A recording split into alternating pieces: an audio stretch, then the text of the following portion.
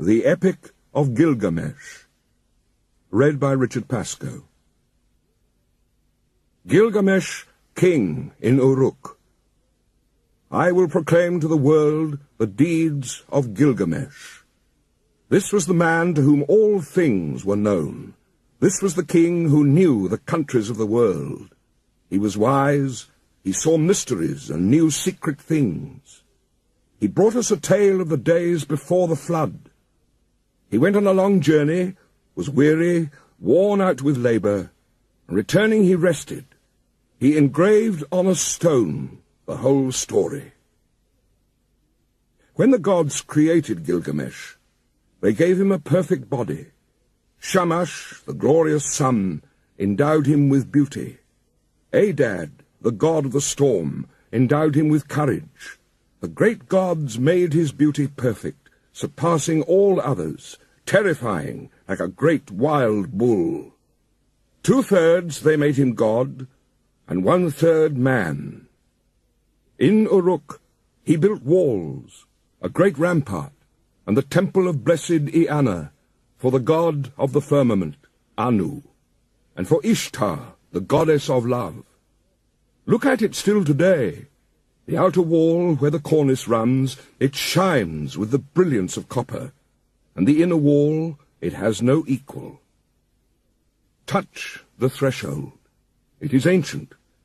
Approach Eanna, the dwelling of Ishtar, our lady of love and war, the like of which no latter-day king, no man alive, can equal. Climb upon the wall of Uruk, walk along it, I say. Regard the foundation terrace, and examine the masonry. Is it not burnt brick and good? The 7 sages laid the foundations. Gilgamesh went abroad in the world, but he met with none who could withstand his arms till he came to Uruk. But the men of Uruk muttered in their houses, Gilgamesh sounds the tocsin for his amusement. His arrogance has no bounds, by day or night. No son is left with his father, for Gilgamesh takes them all, even the children. Yet the king should be a shepherd to his people. His lust leaves no virgin to her lover, neither the warrior's daughter nor the wife of the noble. Yet this is the shepherd of the city, wise, comely, and resolute. The gods heard their lament. The gods of heaven cried to the lord of Uruk, to Anu, the god of Uruk. A goddess made him strong as a savage bull. None can withstand his arms. No son is left with his father, for Gilgamesh takes them all. And is this the king, the shepherd of his people? His lust leaves no virgin to her lover, neither the warrior's daughter nor the wife of the noble. When Anu had heard their lamentation, the gods cried to Aruru, the goddess of creation, You made him, O Aruru, now create his equal. Let it be as like him as his own reflection, his second self, stormy heart for stormy heart. Let them contend together, and leave Uruk in quiet. So the goddess conceived an image in her mind, and it was of the stuff of Anu of the firmament. She dipped her hands in water, and pinched off clay. She let it fall in the wilderness, and noble Enkidu was created. There was virtue in him of the god of war, of Ninurta himself. His body was rough. He had long hair like a woman's. It waved like the hair of Nisaba, the goddess of corn. His body was covered with matted hair, like Samukan's, the god of cattle. He was innocent of mankind. He knew nothing of the cultivated land. Enkidu ate grass in the hills with the gazelle, and lurked with wild beasts at the water-holes. He had joy of the water with the herds of wild game. But there was a trapper who met him one day face to face at the drinking-hole, for the wild game had entered his territory. On 3 days he met him face to face, and the trapper was frozen with fear. He went back to his house with the game that he had caught, and he was dumb, benumbed with terror. His face was altered like that of one who has made a long journey. With awe in his heart he spoke to his father, "Father, there is a man unlike any other, who comes down from the hills. He is the strongest in the world. He is like an immortal from heaven. He ranges over the hills with wild beasts and eats grass. He ranges through your land and comes down to the wells. I am afraid and dare not go near him. He fills in the pits which I dig and tears up my traps set for the game. He helps the beasts to escape, and now they slip through my fingers." His father opened his mouth and said to the trapper, "My son, in Uruk lives Gilgamesh. No one has ever prevailed against him. He is strong as a star from heaven. Go to Uruk, find Gilgamesh, extol the strength of this wild man. Ask him to give you a harlot, a wanton from the temple of love. Return with her, and let her woman's power overpower this man.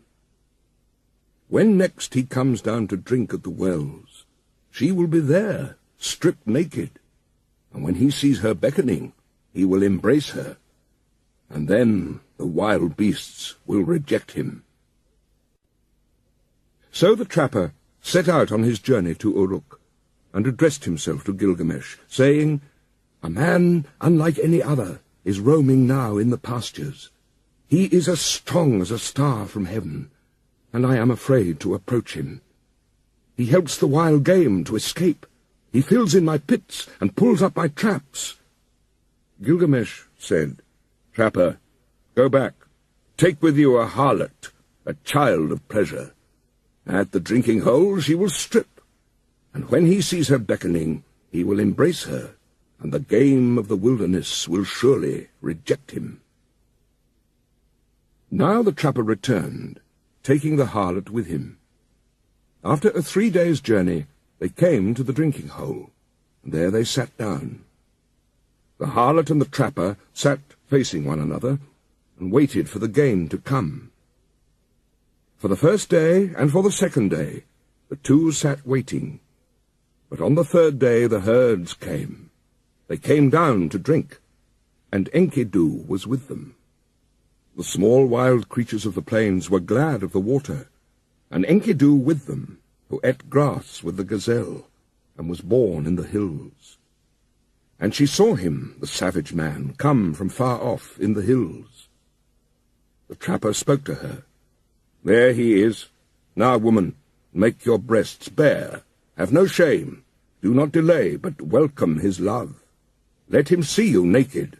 Let him possess your body. When he comes near, uncover yourself, and lie with him. Teach him, the savage man, your woman's art. For when he murmurs love to you, the wild beasts that shared his life in the hills will reject him." She was not ashamed to take him. She made herself naked and welcomed his eagerness. As he lay on her, murmuring love, she taught him the woman's art. For 6 days and 7 nights they lay together, for Enkidu had forgotten his home in the hills. But when he was satisfied, he went back to the wild beasts. Then, when the gazelles saw him, they bolted away. When the wild creatures saw him, they fled. Enkidu would have followed, but his body was bound as though with a cord. His knees gave way when he started to run. His swiftness was gone. And now the wild creatures had all fled away. Enkidu was grown weak, for wisdom was in him, and the thoughts of a man were in his heart. So he returned, and sat down at the woman's feet, and listened intently to what she said. "You are wise, Enkidu, and now you have become like a god. Why do you want to run wild with the beasts of the hills? Come with me. I will take you to strong-walled Uruk, to the blessed temple of Ishtar, and of Anu, of love, and of heaven. There Gilgamesh lives, who is very strong, and like a wild bull he lords it over men. When she had spoken, Enkidu was pleased. He longed for a comrade, for one who would understand his heart. "Come, woman, and take me to that holy temple, to the house of Anu and of Ishtar, and to the place where Gilgamesh lords it over the people. I will challenge him boldly. I will cry out aloud in Uruk, 'I am the strongest here. I have come to change the old order. I am he who was born in the hills. I am he who is strongest of all.'" She said, "Let us go, and let him see your face. I know very well where Gilgamesh is in great Uruk." "Oh, Enkidu, there all the people are dressed in their gorgeous robes. Every day is holiday. The young men and the girls are wonderful to see. How sweet they smell. All the great ones are roused from their beds. Oh, Enkidu, you who love life, I will show you Gilgamesh, a man of many moods. You shall look at him well in his radiant manhood. His body is perfect in strength and maturity.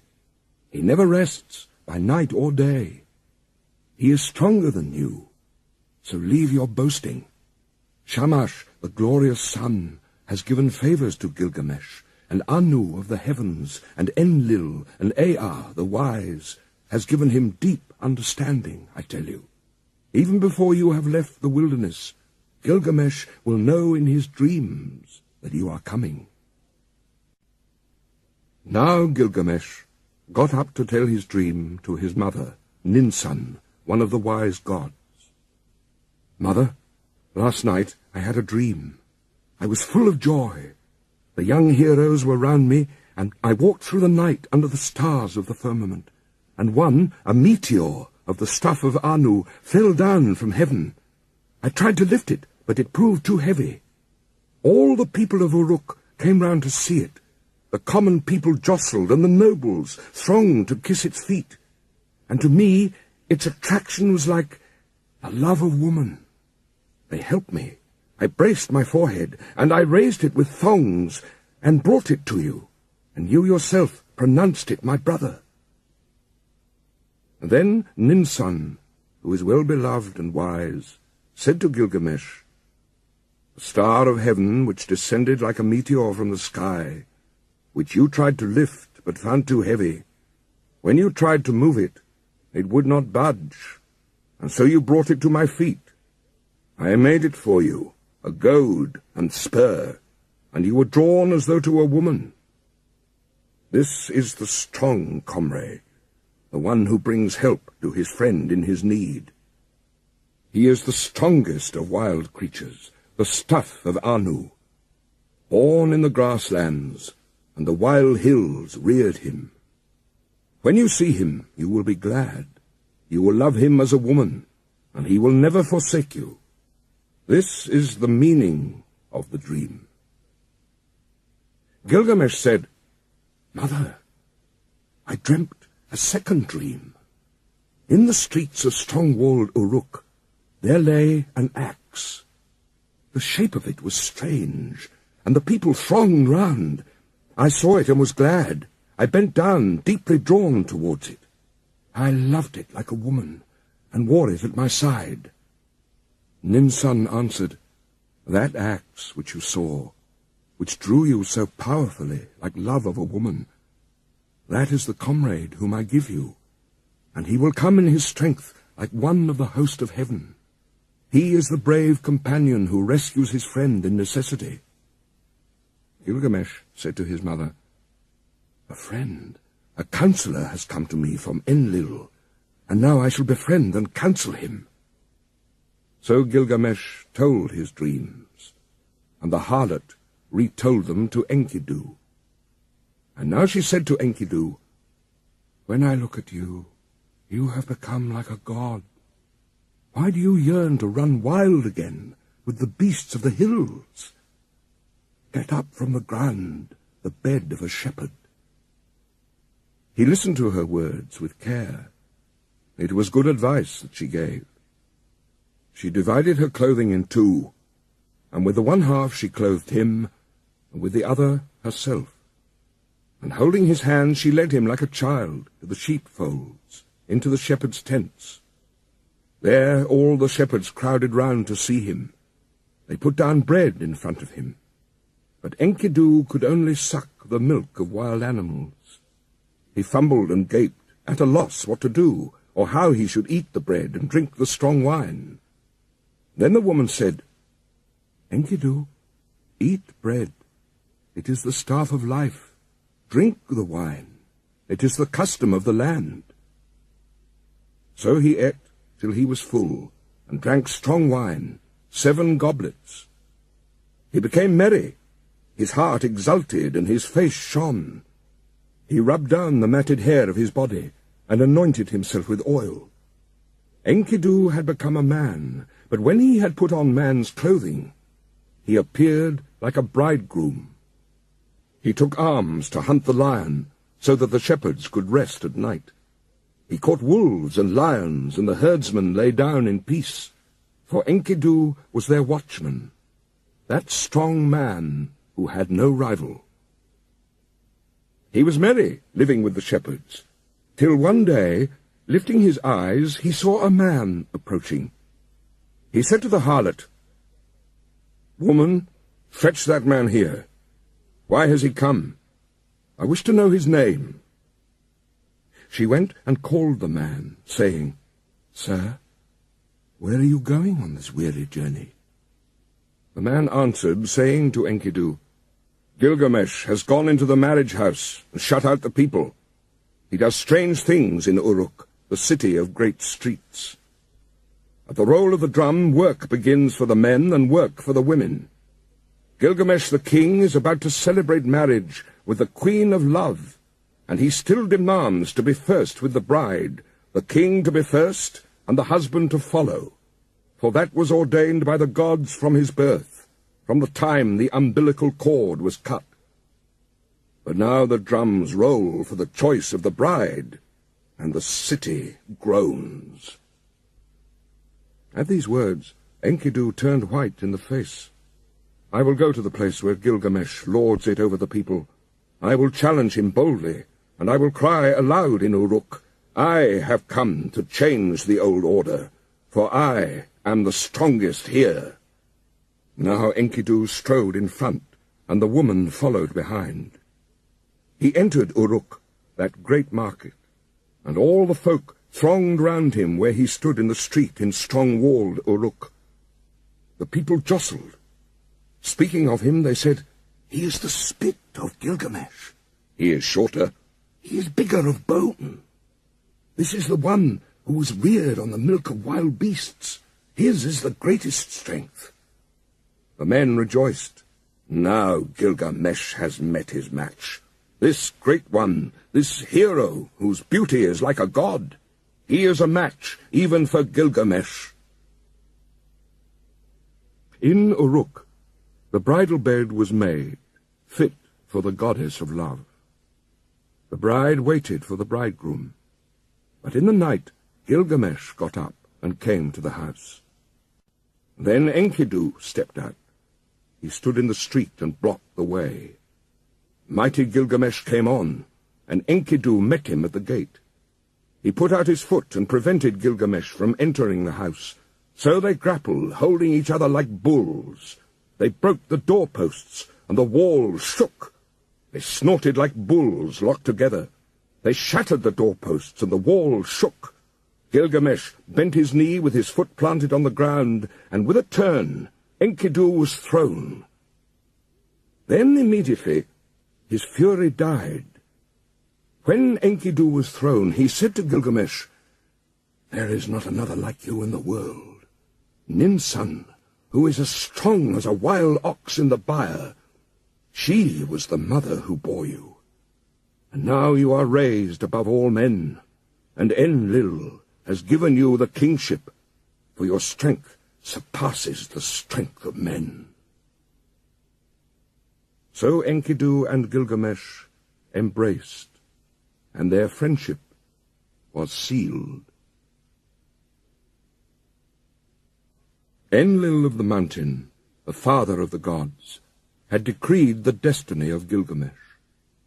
So Gilgamesh dreamed, and Enkidu said, "The meaning of the dream is this.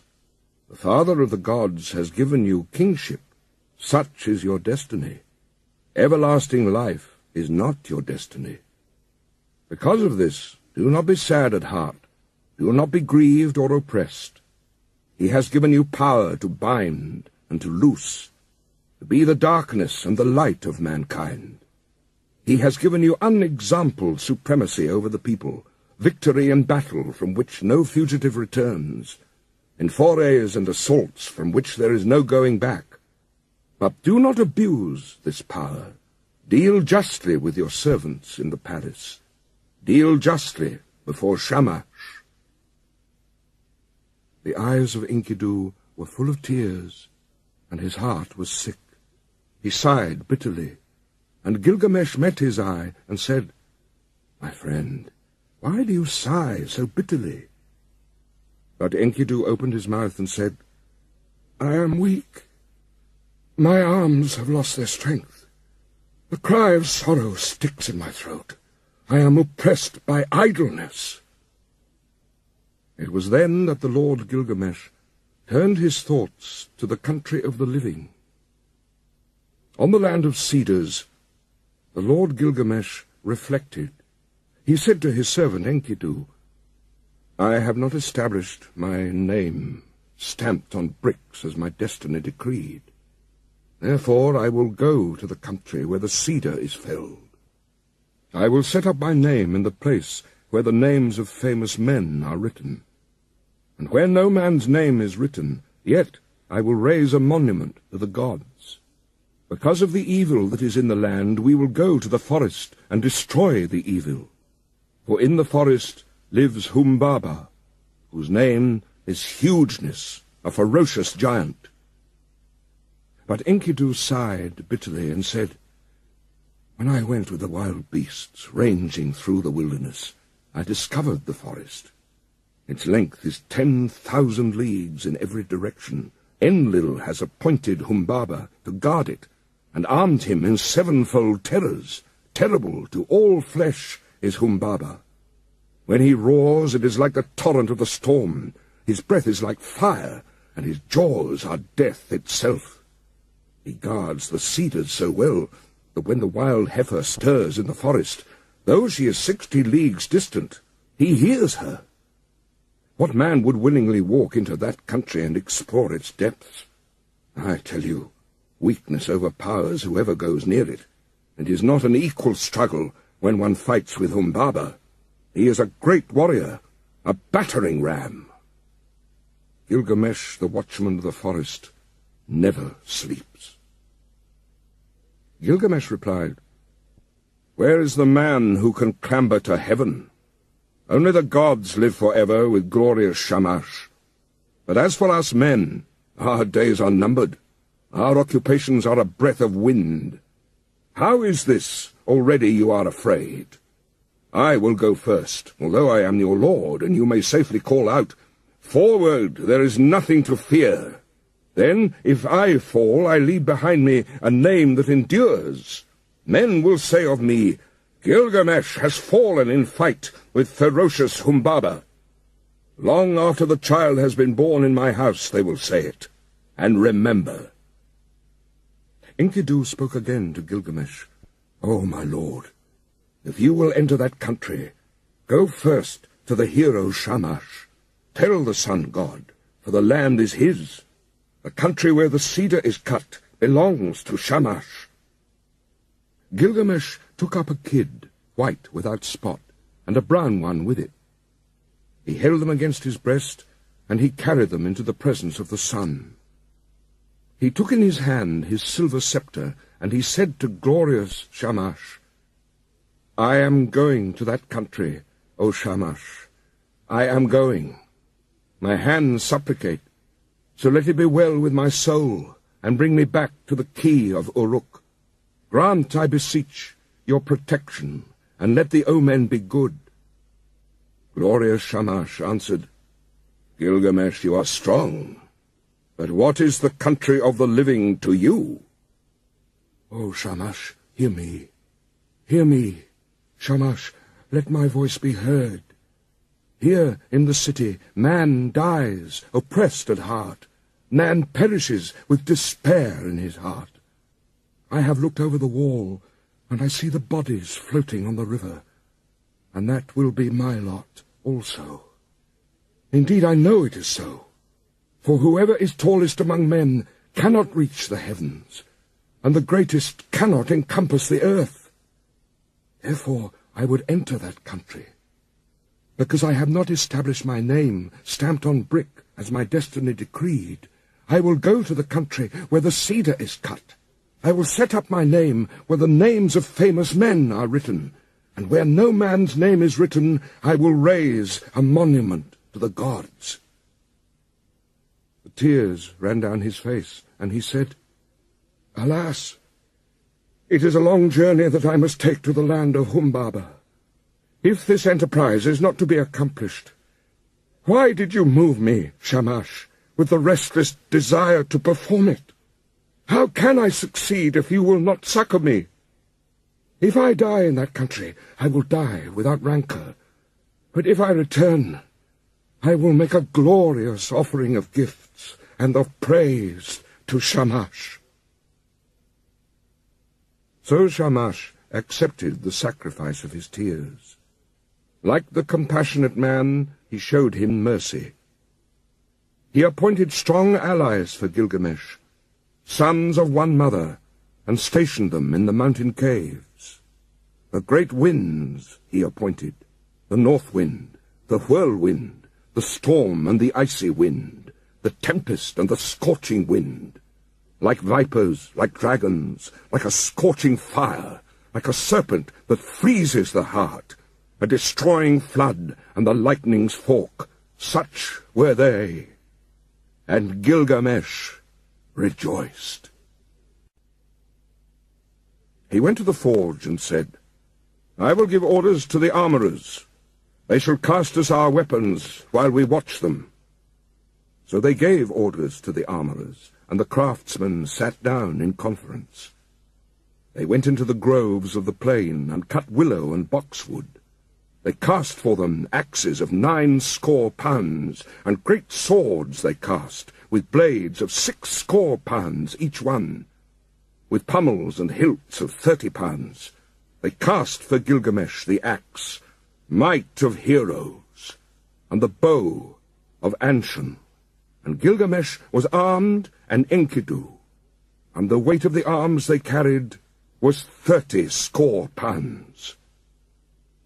The people collected, and the councillors in the streets and in the marketplace of Uruk. They came through the gate of 7 bolts, and Gilgamesh spoke to them in the marketplace. "I, Gilgamesh, go to see that creature of whom such things are spoken, the rumour of whose name fills the world. I will conquer him in his cedar wood, and show the strength of the sons of Uruk. All the world shall know of it. I am committed to this enterprise, to climb the mountain, to cut down the cedar, and leave behind me an enduring name." The councillors of Uruk, the great market, answered him, "Gilgamesh, you are young. Your courage carries you too far. You cannot know what this enterprise means which you plan. We have heard that Humbaba is not like men who die. His weapons are such that none can stand against them. The forest stretches for 10,000 leagues in every direction. Who would willingly go down to explore its depths? As for Humbaba, when he roars, it is like the torrent of the storm. His breath is like fire, and his jaws are death itself. Why do you crave to do this thing, Gilgamesh? It is no equal struggle when one fights with Humbaba, that battering ram." When he heard these words of the councillors, Gilgamesh looked at his friend and laughed. "How shall I answer them? Shall I say I am afraid of Humbaba? I will sit at home all the rest of my days?" Then Gilgamesh opened his mouth again and said to Enkidu, "My friend, Let us go to the great palace, to Egalma, and stand before Ninsun the queen. Ninsun is wise with deep knowledge. She will give us counsel for the road we must go." They took each other by the hand as they went to Egalma, and they went to Ninsun, the great queen. Gilgamesh approached. He entered the palace and spoke to Ninsun. "Ninsun, will you listen to me? I have a long journey to go, to the land of Humbaba.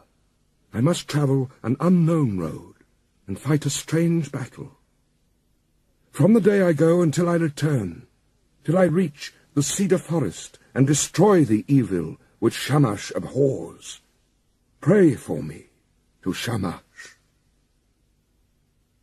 Ninsun went into her room. She put on a dress becoming to her body. She put on jewels to make her breast beautiful.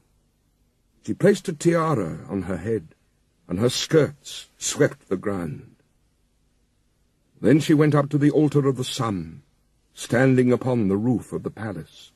She burnt incense, and lifted her arms to Shamash as the smoke ascended. "Oh, Shamash, why did you give this restless heart to Gilgamesh, my son? Why did you give it? You have moved him, and now he sets out on a long journey to the land of Humbaba, to travel an unknown road and fight a strange battle. Therefore, from the day that he goes till the day he returns, until he reaches the cedar forest, until he kills Humbaba and destroys the evil thing which you, Shamash, abhor, do not forget him, but let the dawn, Aya, your dear bride, remind you always. And when day is done, give him to the watchman of the night to keep him from harm."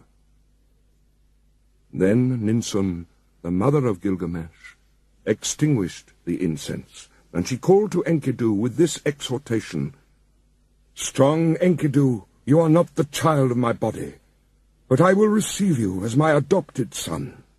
You are my other child, like the foundlings they bring to the temple.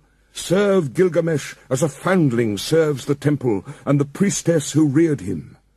In the presence of my women, my votaries and hierophants, I declare it."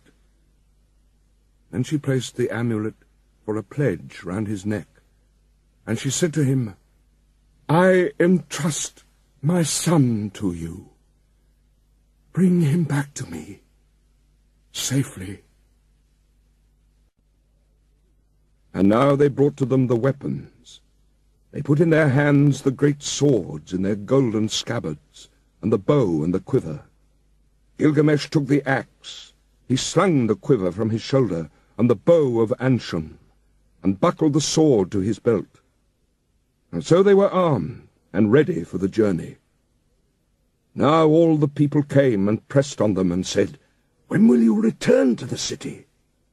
The councillors blessed Gilgamesh and warned him, "Do not trust too much in your own strength. Be watchful. Restrain your blows at first. The one who goes in front protects his companion. The good guide who knows the way guards his friend. Let Enkidu lead the way. He knows the road to the forest. He has seen Humbaba and is experienced in battles. Let him press first into the passes. Let him be watchful and look to himself. Let Enkidu protect his friend and guard his companion and bring him safe through the pitfalls of the road. We, the councillors of Uruk, entrust our king to you, O Enkidu. Bring him back safely to us."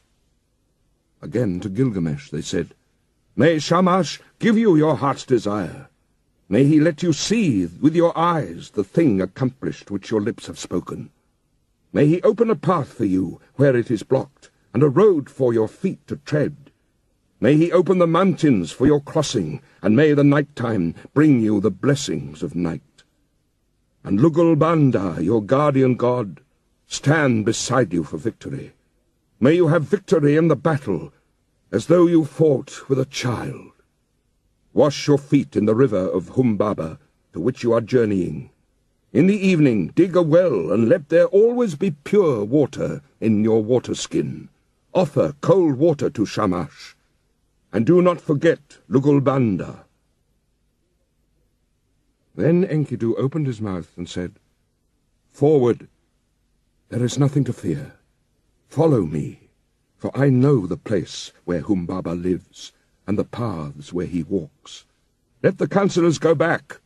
Here is no cause for fear." When the counsellors heard this, they sped the hero on his way. "Go, Gilgamesh! May your guardian god protect you on the road, and bring you safely back to the key of Uruk." After 20 leagues, they broke their fast. After another 30 leagues, they stopped for the night. 50 leagues they walked in one day. In 3 days they had walked as much as a journey of a month and 2 weeks. They crossed 7 mountains before they came to the gate of the forest. Then Enkidu called out to Gilgamesh, "Do not go down into the forest. When I opened the gate, my hand lost its strength." Gilgamesh answered him, "Dear friend, do not speak like a coward. Have we got the better of so many dangers and travelled so far to turn back at last? You who are tried in wars and battles, hold close to me now, and you will feel no fear of death. Keep beside me, and your weakness will pass. The trembling will leave your hand. Would my friend rather stay behind? No, we will go down together into the heart of the forest. Let your courage be roused by the battle to come. Forget death, and follow me, a man resolute in action, but one who is not foolhardy. When 2 go together, each will protect himself and shield his companion, and if they fall, they leave an enduring name." Together they went down into the forest, and they came to the green mountain. There they stood still. They were struck dumb. They stood still and gazed at the forest. They saw the height of the cedar. They saw the way into the forest and the track where Humbaba was used to walk. The way was broad and the going was good. They gazed at the mountain of cedars, the dwelling place of the gods, and the throne of Ishtar. The hugeness of the cedar rose in front of the mountain. Its shade was beautiful, full of comfort. Mountain and glade were green with brushwood. There Gilgamesh dug a well before the setting sun. He went up the mountain and poured out fine meal on the ground and said, "O mountain dwelling of the gods, bring me a favourable dream." Then they took each other by the hand and lay down to sleep. And sleep that flows from the night lapped over them. Gilgamesh dreamed, and at midnight sleep left him, and he told his dream to his friend, "Enkidu, what was it that woke me, if you did not?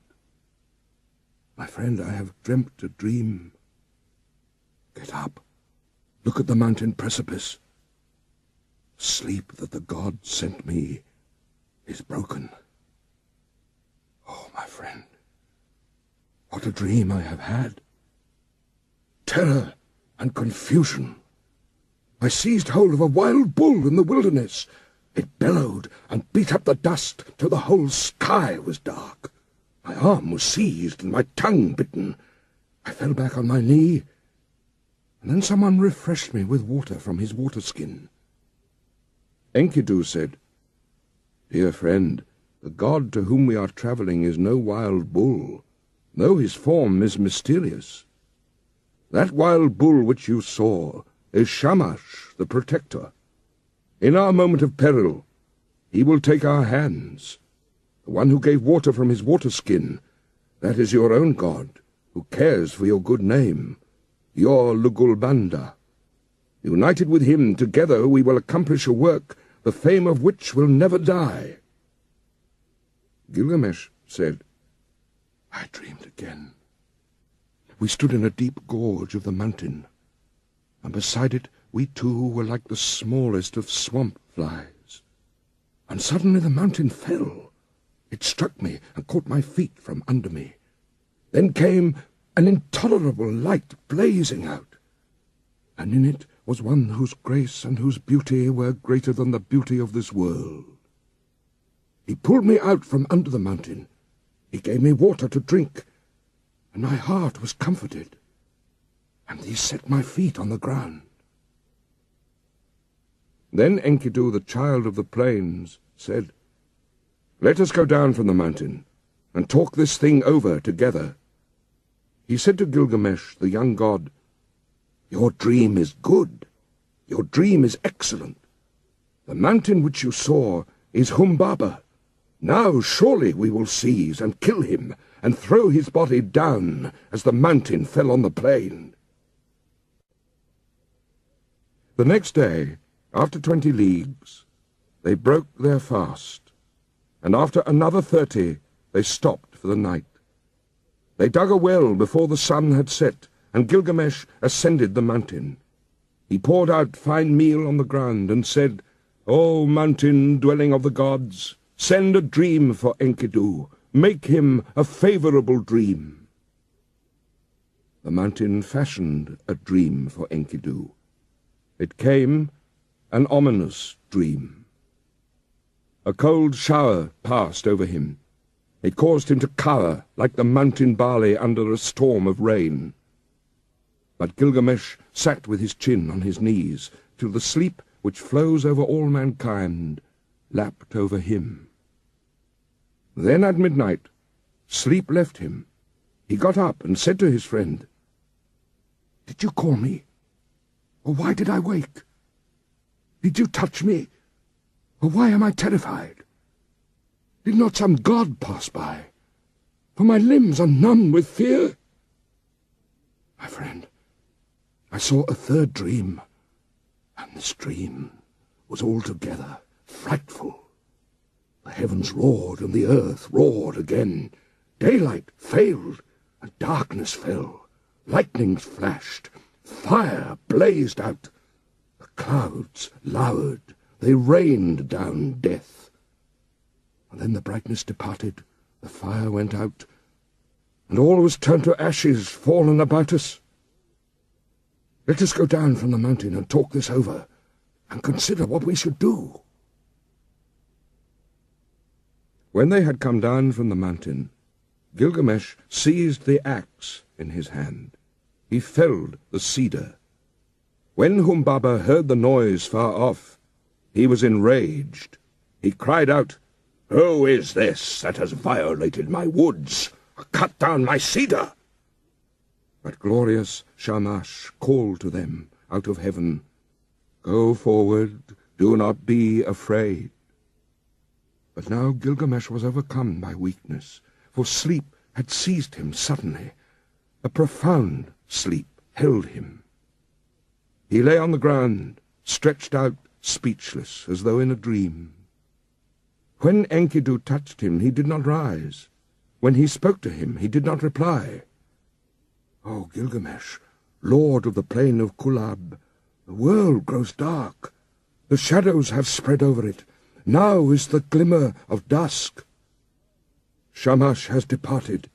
His bright head is quenched in the bosom of his mother Ningal. O Gilgamesh, how long will you lie like this, asleep?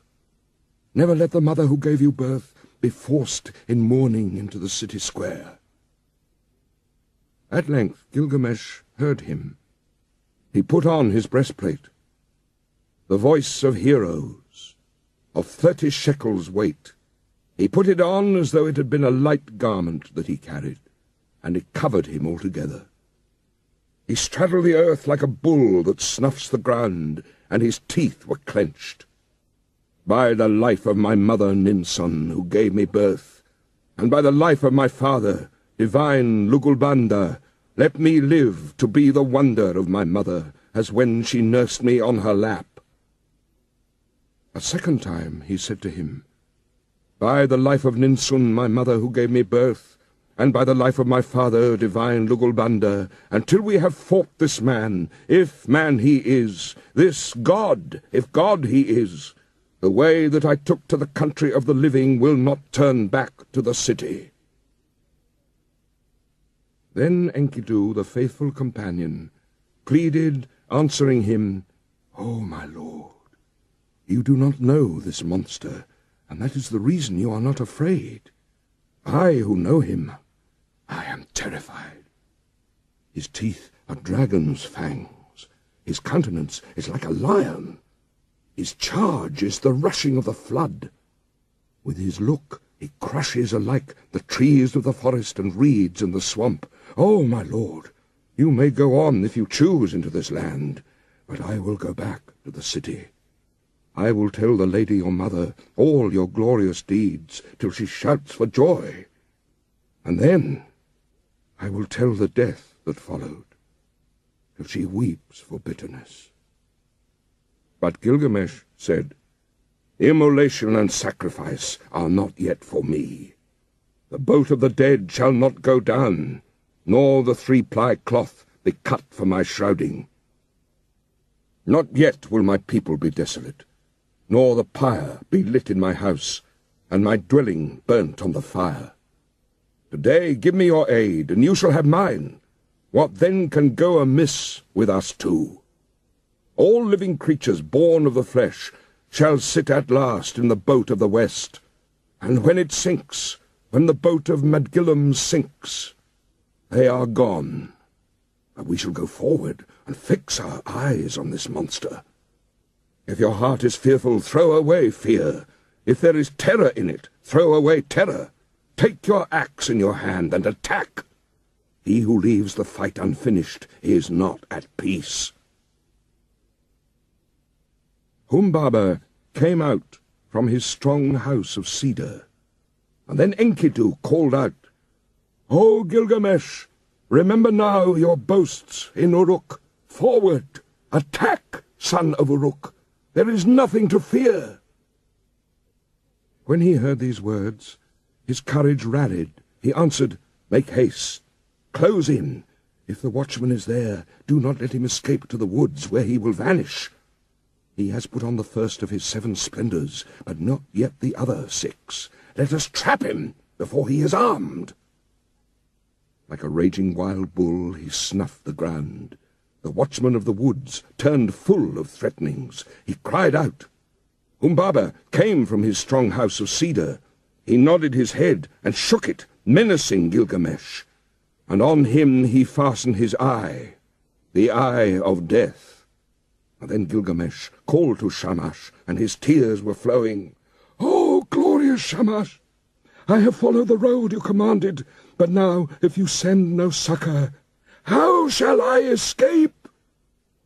Glorious Shamash heard his prayer, and he summoned the great wind, the north wind, the whirlwind, the storm and the icy wind, the tempest and the scorching wind.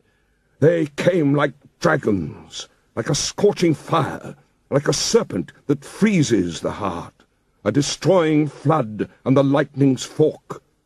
The 8 winds rose up against Humbaba. They beat against his eyes. He was gripped, unable to go forward or back.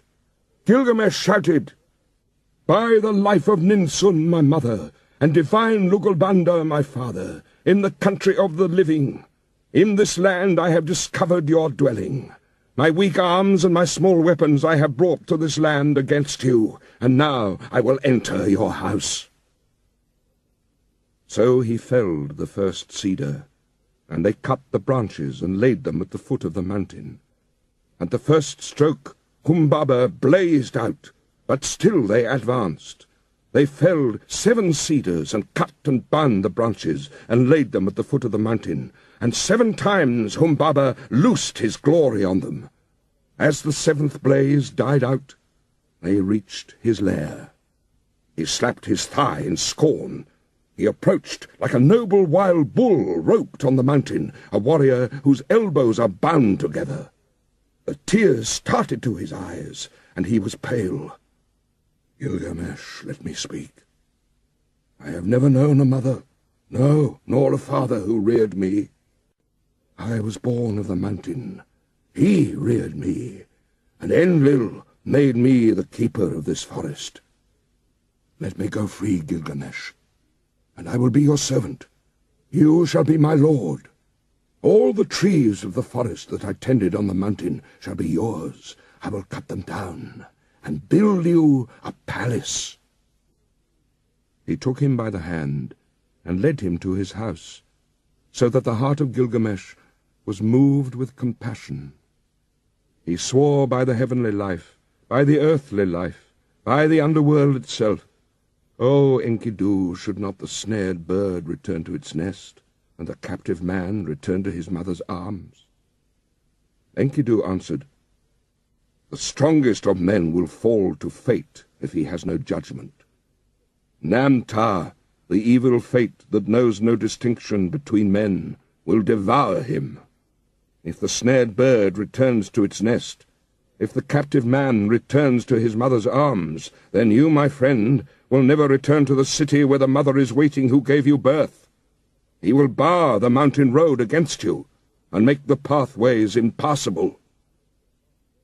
Humbaba said, "Enkidu, what you have spoken is evil.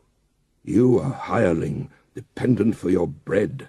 In envy and for fear of a rival, you have spoken evil words." Enkidu said, "Do not listen, Gilgamesh. This Humbaba must die. Kill Humbaba first, and his servants after." But Gilgamesh said, "If we touch him, the blaze and the glory of light will be put out in confusion. The glory and glamour will vanish. Its rays will be quenched." Enkidu said to Gilgamesh, "Not so, my friend. First entrap the bird, and where shall the chicks run then? Afterwards we can search out the glory and the glamour, when the chicks run distracted through the grass." Gilgamesh listened to the word of his companion. He took the axe in his hand, he drew the sword from his belt, and he struck Humbaba with a thrust of the sword to the neck, and Enkidu, his comrade, struck the second blow. At the third blow, Humbaba fell. Then there followed confusion, for this was the guardian of the forest whom they had felled to the ground. For as far as 2 leagues the cedars shivered when Enkidu felled the watcher of the forest, he at whose voice Hermon and Lebanon used to tremble. Now the mountains were moved, and all the hills, for the guardian of the forest was killed. They attacked the cedars, the 7 splendours of Humbaba were extinguished. So they pressed on into the forest, bearing the sword of 8 talents. They uncovered the sacred dwellings of the Anunnaki, and while Gilgamesh felled the first of the trees of the forest, Enkidu cleared their roots as far as the banks of Euphrates. They set Humbaba before the gods, before Enlil. They kissed the ground, and dropped the shroud, and set the head before him. When he saw the head of Humbaba, Enlil raged at them. "Why did you do this thing? From henceforth may the fire be on your faces. May it eat the bread that you eat. May it drink where you drink." Then Enlil took again the blaze and the 7 splendours that had been Humbaba's.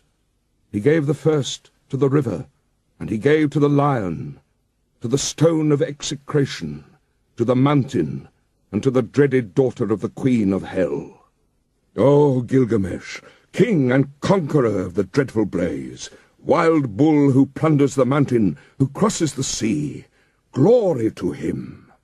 And from the brave, the greater glory is Enki's. Gilgamesh washed out his long locks and cleaned his weapons. He flung back his hair from his shoulders. He threw off his stained clothes and changed them for new. He put on his royal robes and made them fast. When Gilgamesh had put on the crown, glorious Ishtar lifted her eyes, seeing the beauty of Gilgamesh. She said, "Come to me, Gilgamesh, and be my bridegroom. Grant me seed of your body. Let me be your bride, and you shall be my husband. I will harness for you a chariot of lapis lazuli and of gold, with wheels of gold and horns of copper. And you shall have mighty demons of the storm for draught mules. When you enter our house in the fragrance of cedar wood, threshold and throne will kiss your feet. Kings, rulers, and princes will bow down before you. They shall bring you tribute from the mountains and the plain. Your ewes shall drop twins, and your goats triplets. Your pack-ass shall outrun mules. Your oxen shall have no rivals. Your chariot horses shall be famous far off for their swiftness. Gilgamesh opened his mouth and answered glorious Ishtar, "If I take you in marriage, what gifts can I give in return? What ointments and clothing for your body? I would gladly give you bread, and all sorts of food fit for a god. I would give you wine to drink, fit for a queen. I would pour out barley to stuff your granary. But as for making you my wife, that I will not. How would it go with me?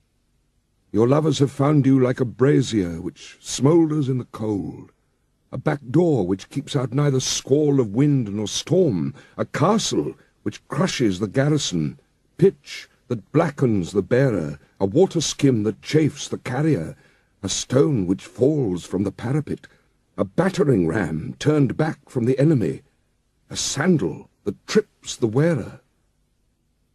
Which of your lovers did you ever love forever? What shepherd of yours has pleased you for all time? Listen to me while I tell you the tale of your lovers. There was Tammuz, the lover of your youth. For him you decreed wailing year after year. You loved the many-coloured roller, but still you struck and broke his wing. Now in the grove he sits and cries, "Kapi, Kapi, my wing, my wing." You have loved the lion, tremendous in strength. 7 pits you dug for him, and 7. You have loved the stallion, magnificent in battle, and for him you decreed whip and spur and a thong, to gallop 7 leagues by force, and to muddy the water before he drinks. And for his mother, Silili, lamentations. You have loved the shepherd of the flock. He made meal cake for you day after day. He killed kids for your sake. You struck and turned him into a wolf. Now his own herd boys chase him away. His own hounds worry his flanks. And did you not love Ishulanu, the gardener of your father's palm grove? He brought you baskets filled with dates without end. Every day he loaded your table. Then you turned your eyes on him and said, "Dearest Ishulanu, come here to me. Let us enjoy your manhood. Come forward and take me. I am yours." Ishulanu answered, "What are you asking from me? My mother has baked, and I have eaten. Why should I come to such as you for food that is tainted and rotten?" For when was a screen of rushes sufficient protection from frosts? But when you had heard his answer, you struck him. He was changed to a blind mole deep in the earth, one whose desire is always beyond his reach. And if you and I should be lovers, should not I be served in the same fashion as all these others whom you loved once? When Ishtar heard this, she fell into a bitter rage. She went up to high heaven. Her tears poured down in front of her father Anu, and Antum, her mother. She said, "My father, Gilgamesh, has heaped insults on me. He has told over all my abominable behavior, my foul and hideous acts." Anu opened his mouth and said, "Are you a father of gods? Did not you quarrel with Gilgamesh, the king, so now he has related your abominable behavior, your foul and hideous acts?" Ishtar opened her mouth and said again, "My father, Give me the bull of heaven to destroy Gilgamesh. Fill Gilgamesh, I say, with arrogance to his destruction. But if you refuse to give me the bull of heaven, I will break in the doors of hell and smash the bolts. There will be confusion of people, those above with those from the lower depths. I shall bring up the dead to eat food like the living, and the hosts of dead will outnumber the living. Anu said to great Ishtar, If I do what you desire, there will be 7 years of drought throughout Uruk, when corn will be seedless husks. Have you saved grain enough for the people and grass for the cattle? Ishtar replied, I have saved grain for the people, grass for the cattle. For 7 years of seedless husks there is grain and there is grass enough. When Anu heard what Ishtar had said, he gave her the bull of heaven to lead by the halter down to Uruk. When they reached the gates of Uruk, the bull went to the river. With his first snort, cracks opened in the earth, and 100 young men fell down to death. With his second snort, cracks opened, and 200 fell down to death. With his third snort, cracks opened. Enkidu doubled over but instantly recovered. He dodged aside and leapt on the bull and seized it by the horns. The bull of heaven foamed in his face. It brushed him with the thick of its tail. Enkidu cried to Gilgamesh, My friend, we boasted that we should leave enduring names behind us. Now thrust in your sword between the nape and the horns. So Gilgamesh followed the bull. He seized the thick of its tail. He thrust the sword between the nape and the horns and slew the bull. When they had killed the bull of heaven, they cut out its heart and gave it to Shamash. And the brothers rested. But Ishtar rose up and mounted the great wall of Uruk. She sprang onto the tower and uttered a curse. Woe to Gilgamesh! For he has scorned me in killing the bull of heaven. When Enkidu heard these words, he tore out the bull's right thigh and tossed it in her face, saying, If I could lay my hands on you, it is this I should do to you, and lash the entrails to your side. Then Ishtar called together her people, the dancing and singing girls, the prostitutes of the temple, the courtesans. Over the thigh of the bull of heaven she set up lamentation. But Gilgamesh called the smiths and the armourers, all of them together. They admired the immensity of the horns. They were plated with lapis lazuli, 2 fingers thick. They were 30 pounds each in weight, and their capacity in oil was 6 measures, which he gave to his guardian god, Nagulbanda. But he carried the horns into the palace and hung them on the wall. Then they washed their hands in Euphrates. They embraced each other and went away. They drove through the streets of Uruk, where the heroes were gathered to see them, and Gilgamesh called to the singing girls, Who is the most glorious of the heroes? Who is most eminent among men? Gilgamesh is the most glorious of heroes. Gilgamesh is most eminent among men. And now there was feasting and celebrations and joy in the palace, till the heroes lay down, saying, Now we will rest for the night. When the daylight came, Enkidu got up and cried to Gilgamesh, Oh, my brother, such a dream I had last night. Anu, Enlil, Ea, and heavenly Shamash took counsel together, and Anu said to Enlil, Because they have killed the bull of heaven, and because they have killed Humbaba, who guarded the cedar mountain, one of the 2 must die. And then glorious Shamash answered the hero Enlil, It was by your command they killed the bull of heaven, and killed Humbaba, and must Enkidu die, although innocent? Enlil flung round in rage at glorious Shamash. You dare to say this? You who went about with them every day like one of themselves? So Enkidu lay stretched out before Gilgamesh. His tears ran down in streams, and he said to Gilgamesh, Oh, my brother, so dear as you are to me, brother, yet they will take me from you.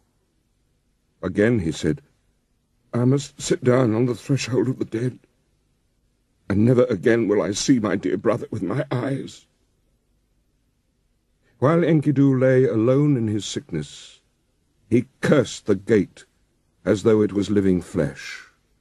You there, wood of the gate, dull and insensible, witless, I searched for you over 20 leagues until I saw the towering cedar. There is no wood like you in our land, 72 cubits high and 24 wide. The pivot and the ferrule and the jambs are perfect. A master craftsman from Nippur has made you. But oh, if I had known the conclusion, if I had known that this was all the good that would come of it, I would have raised the axe and split you into little pieces, and set up here a gate of wattle instead. Ah, if only some future king had brought you here, or some god had fashioned you. Let him obliterate my name and write his own, and the curse fall on him instead of on Enkidu. With the first brightening of dawn, Enkidu raised his head and wept before the sun god. In the brilliance of the sunlight, his tears streamed down. Sun god, I beseech you, about that vile trapper, that trapper of nothing, because of whom I was to catch less than my comrade. Let him catch least. Make his game scarce. Make him feeble, taking the smaller of every share. Let his quarry escape from his nets. When he had cursed the trapper to his heart's content, he turned on the harlot. He was roused to curse her also.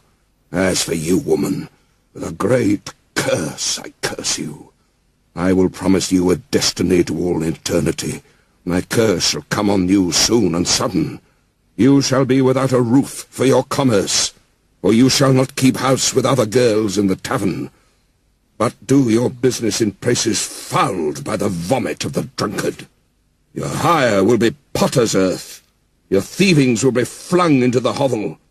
You will sit at the crossroads in the dust of the potter's quarter. You will make your bed on the dunghill at night, and by day take your stand in the wall shadow. Brambles and thorns will tear your feet. The drunk and the dry will strike your cheek, and your mouth will ache. Let you be stripped of your purple dyes, for I, too, once in the wilderness with my wife, had all the treasure I wished. When Shamash heard the words of Enkidu, he called to him from heaven, Enkidu, why are you cursing the woman, the mistress who taught you to eat bread fit for gods, and drink wine of kings? She who put upon you a magnificent garment, did she not give you glorious Gilgamesh for your companion? And has not Gilgamesh, your own brother, made you rest on a royal bed, and recline on a couch at his left hand? He has made the princes of the earth kiss your feet, and now all the people of Uruk lament and wail over you. When you are dead, he will let his hair grow long for your sake. He will wear a lion's pelt and wander through the desert. When Enkidu heard glorious Shamash, his angry heart grew quiet.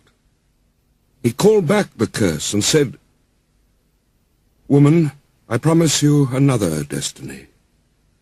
The mouth which cursed you shall bless you. Kings, princes, and nobles shall adore you.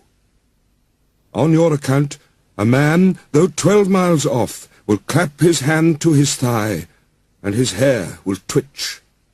For you he will undo his belt, and open his treasure, and you shall have your desire. Lapis lazuli, gold, and carnelian from the heap in the treasury. A ring for your hand, and a robe shall be yours. The priest will lead you into the presence of the gods. On your account, a wife, a mother of 7, was forsaken.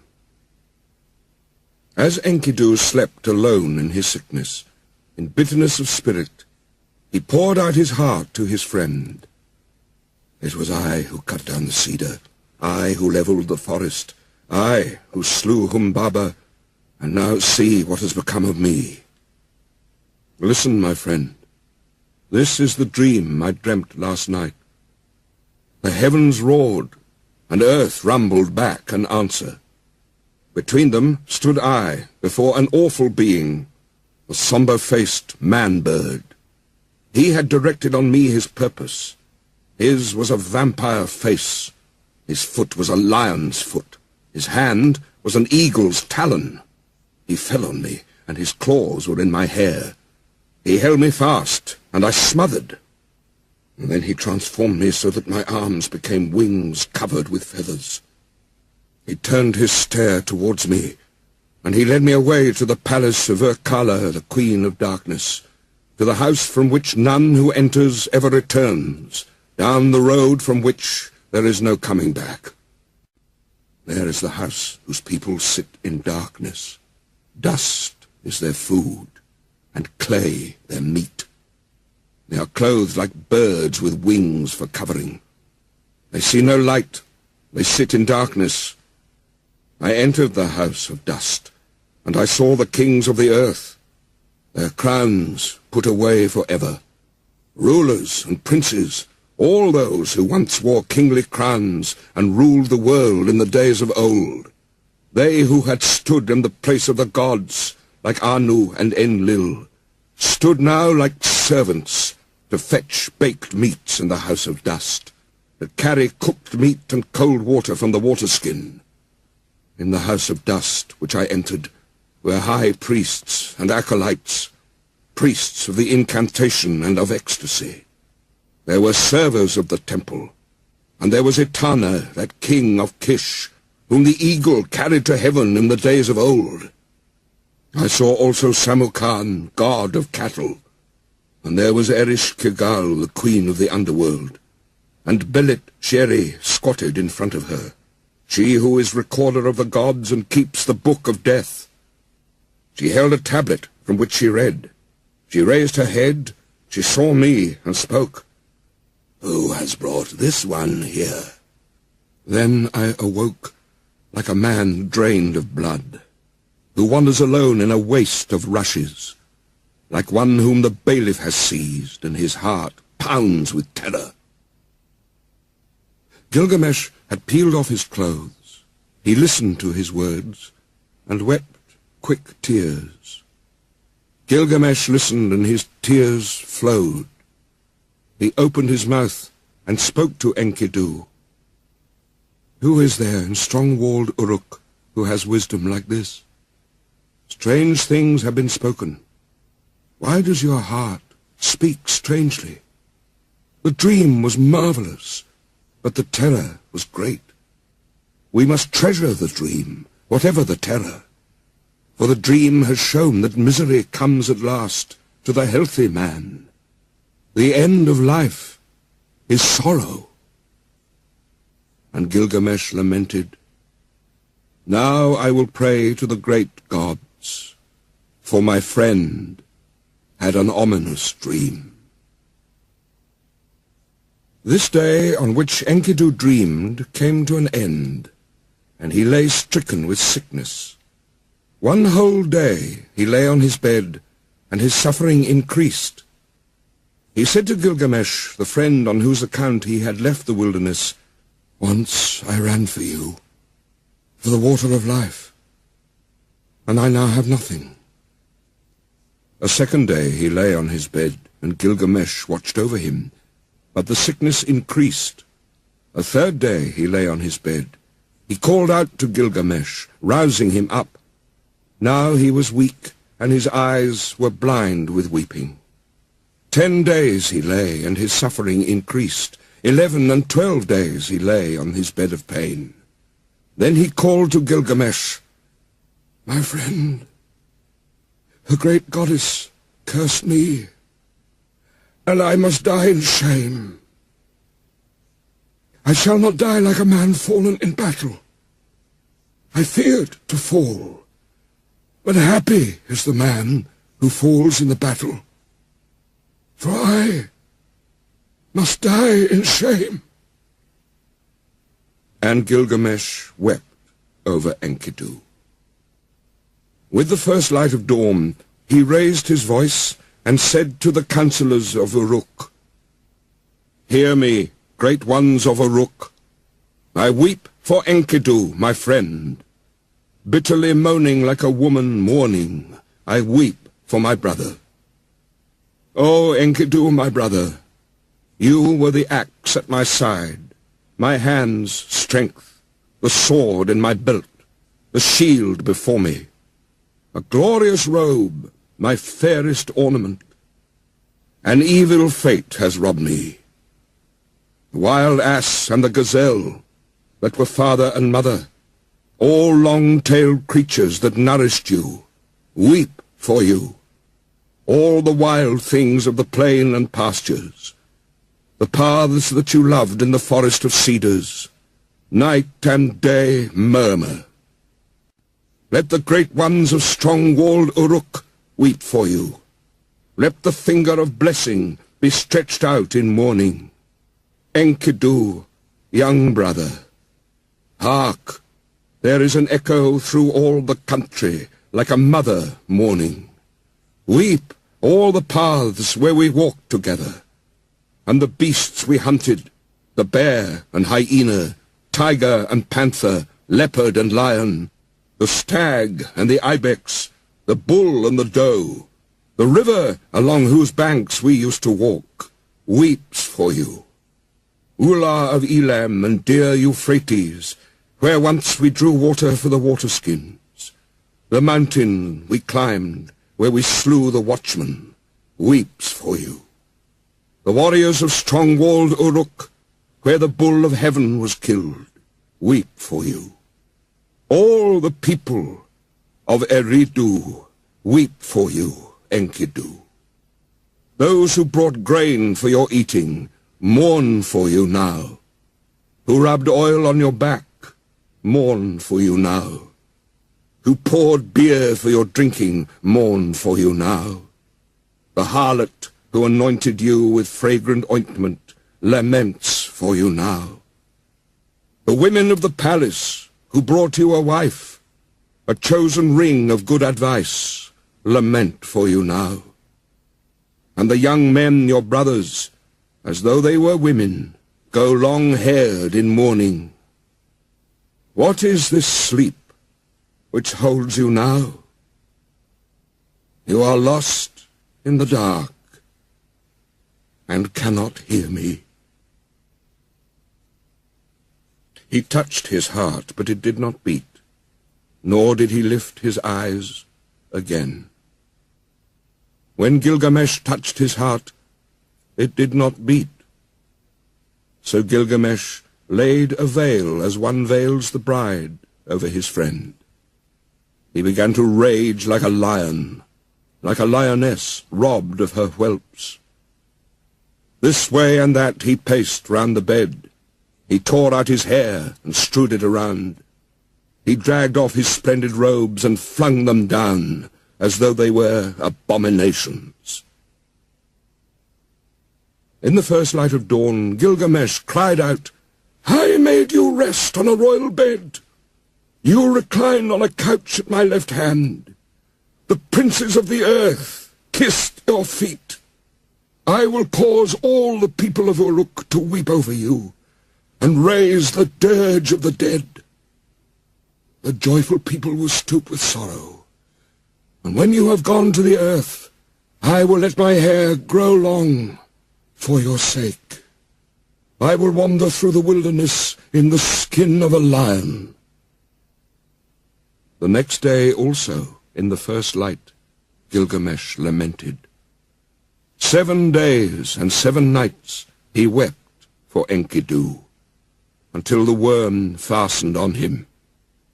Only then he gave him up to the earth, for the Anunnaki, the judges, had seized him. Then Gilgamesh issued a proclamation through the land.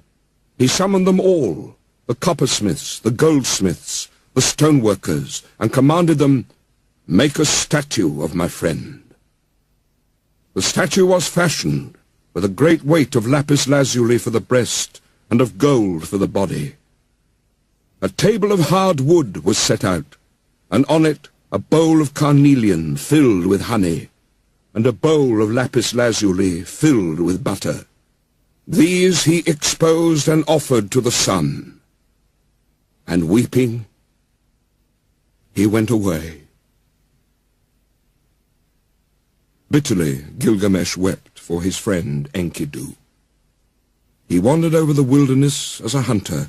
He roamed over the plains. In his bitterness he cried, "How can I rest? How can I be at peace? Despair is in my heart. What my brother is now, that shall I be when I am dead. Because I am afraid of death, I will go as best I can to find Utnapishtim, whom they call the Far Away, for he has entered the assembly of the gods."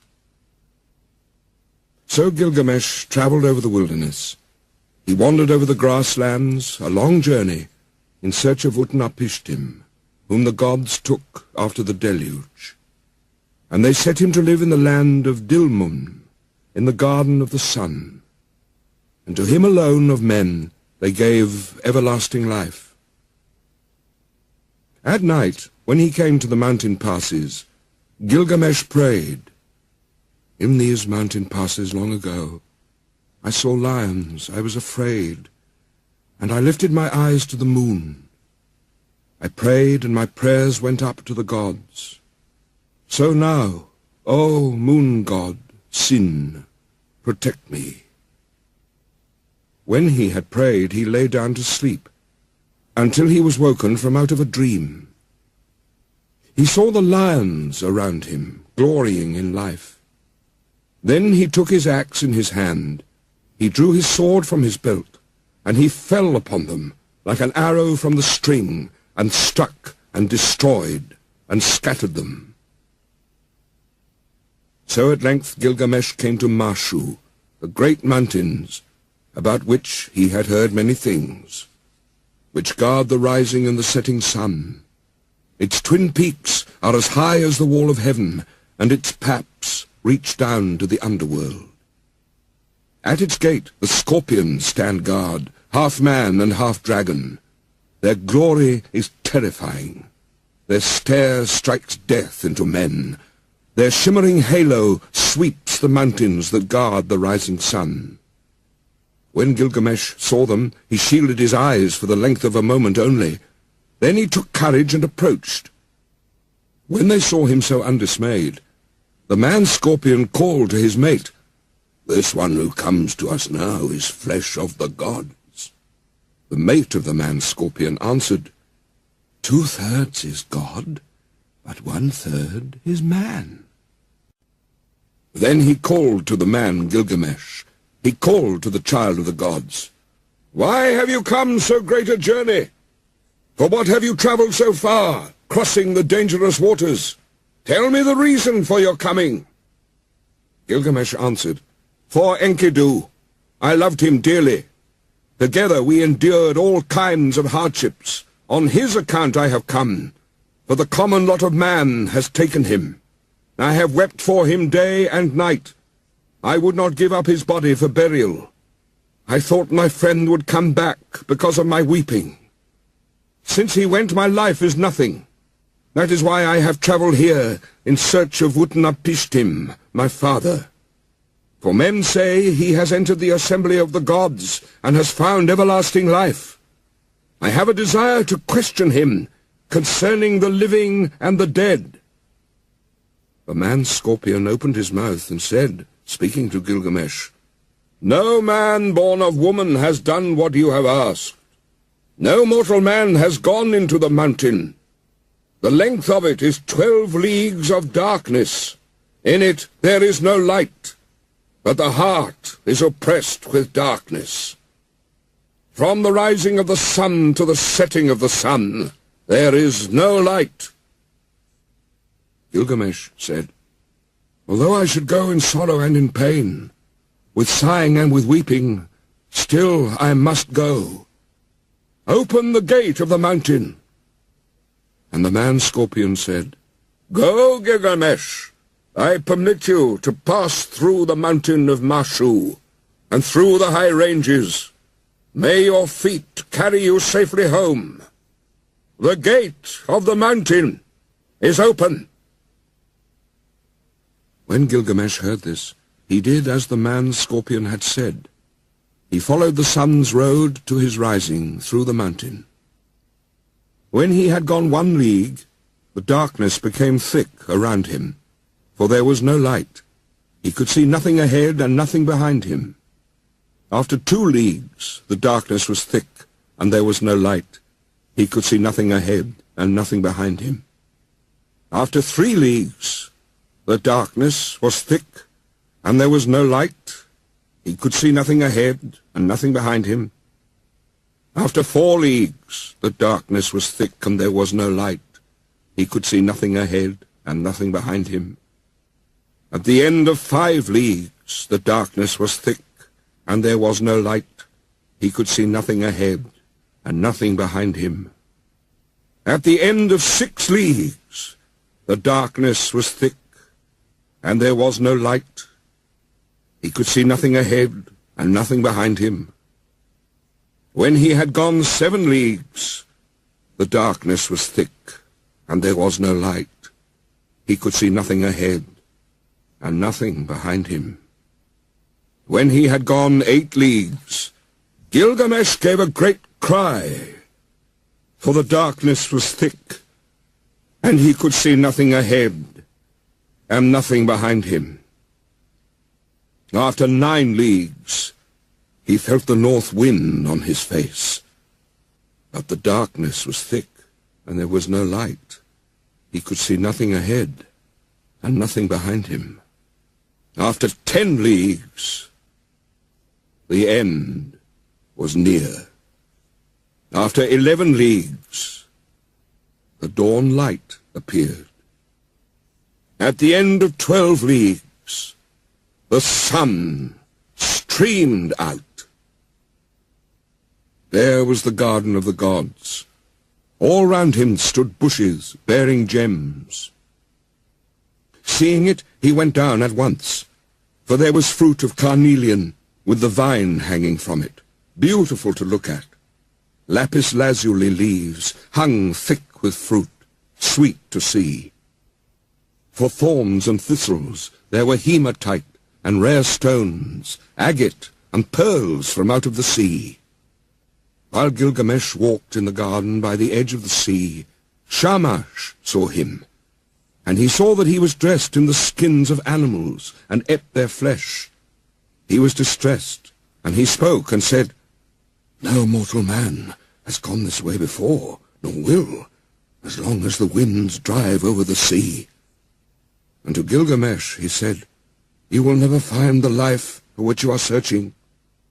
Gilgamesh said to glorious Shamash, "Now that I have toiled and strayed so far over the wilderness, am I to sleep and let the earth cover my head forever?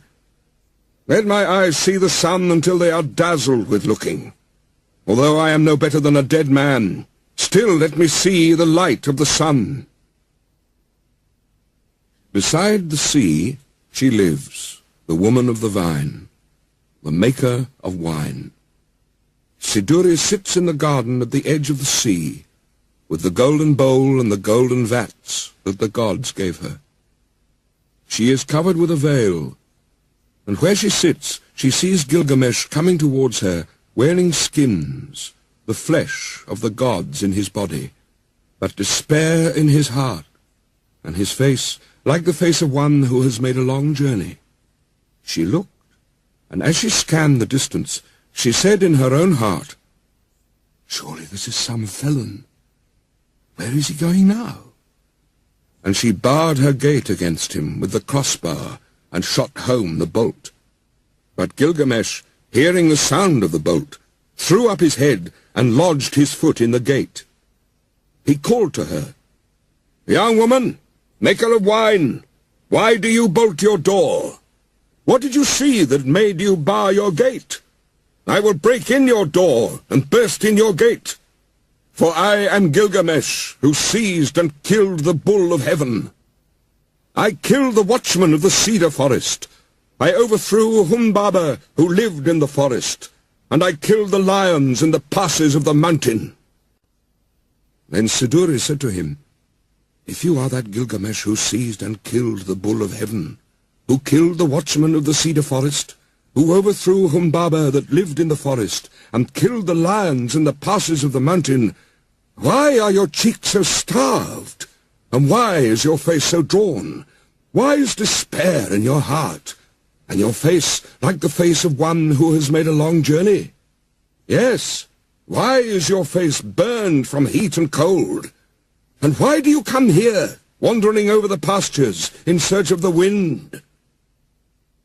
Gilgamesh answered her, "And why should not my cheeks be starved and my face drawn? Despair is in my heart, and my face is the face of one who has made a long journey. It was burned with heat and with cold. Why should I not wander over the pastures in search of the wind? My friend, my younger brother, he who hunted the wild ass of the wilderness and the panther of the plains, my friend, my younger brother, who seized and killed the bull of heaven and overthrew Humbaba in the cedar forest, my friend, who was very dear to me and who endured dangers beside me, Enkidu, my brother, whom I loved. The end of mortality has overtaken him. I wept for him 7 days and nights, till the worm fastened on him. Because of my brother, I am afraid of death. Because of my brother, I stray through the wilderness and cannot rest. But now, young woman, maker of wine, since I have seen your face, do not let me see the face of death, which I dread so much." She answered, "Gilgamesh, where are you hurrying to? You will never find that life for which you are looking. When the gods created man, they allotted to him death, but life they retained in their own keeping. As for you, Gilgamesh, fill your belly with good things, day and night, night and day. Dance and be merry, feast and rejoice. Let your clothes be fresh, bathe yourself in water, cherish the little child that holds your hand, and make your wife happy in your embrace. For this, too, is the lot of man." But Gilgamesh said to Siduri, the young woman, "How can I be silent? How can I rest when Enkidu, whom I love, is dust? And I too shall die and be laid in the earth. You live by the seashore and look into the heart of it. Young woman, tell me now, which is the way to Utnapishtim, the son of Tutu? What directions are there for the passage? Give me, oh, give me directions. I will cross the ocean, if it is possible. If it is not, I will wander still farther in the wilderness." The winemaker said to him, "Gilgamesh, there is no crossing the ocean. Whoever has come since the days of old has not been able to pass that sea. The sun in his glory crosses the ocean, but who besides Shamash has ever crossed it? The place and the passage are difficult, and the waters of death are deep, which flow between. Gilgamesh, how will you cross the ocean? When you come to the waters of death, what will you do? But Gilgamesh, down in the woods you will find Urshonabi, the ferryman of Utnapishtim. With him are the holy things, the things of stone. He is fashioning the serpent prow of the boat. Look at him well, and if it is possible, perhaps you will cross the waters with him. But if it is not possible, then you must go back." When Gilgamesh heard this, he was seized with anger. He took his axe in his hand and his dagger from his belt. He crept forward, and he fell on them like a javelin, and then he went into the forest and sat down. Urshonabi saw the dagger flash and heard the axe, and he beat his head. for Gilgamesh had shattered the tackle of the boat in his rage. Ur-Shanabi said to him, "Tell me, what is your name?" "I am Ur-Shanabi, the ferryman of Utnapishtim, the faraway." He replied to him, "Gilgamesh is my name. I am from Uruk, from the house of Anu." Then Ur-Shanabi said to him, "Why are your cheeks so starved and your face drawn? Why is despair in your heart and your face like the face of one who has made a long journey? Yes, why is your face burned with heat and with cold? And why do you come here, wandering over the pastures in search of the wind?" Gilgamesh said to him, "Why should not my cheeks be starved and my face drawn? Despair is in my heart, and my face is the face of one who has made a long journey. I was burned with heat and with cold. Why should I not wander over the pastures?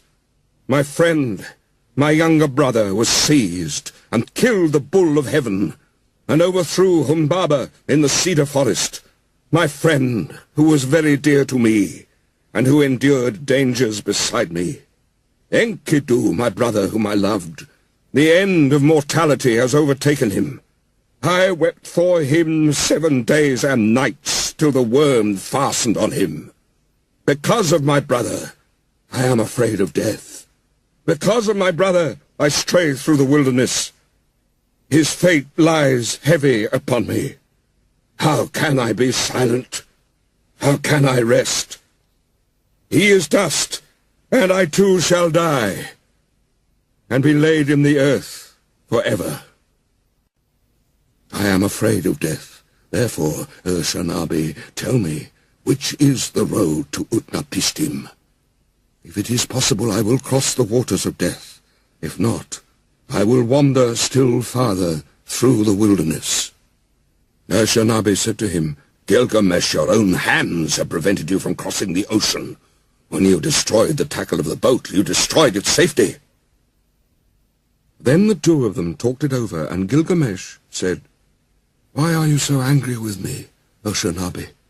For you yourself cross the sea by day and night. At all seasons you cross it."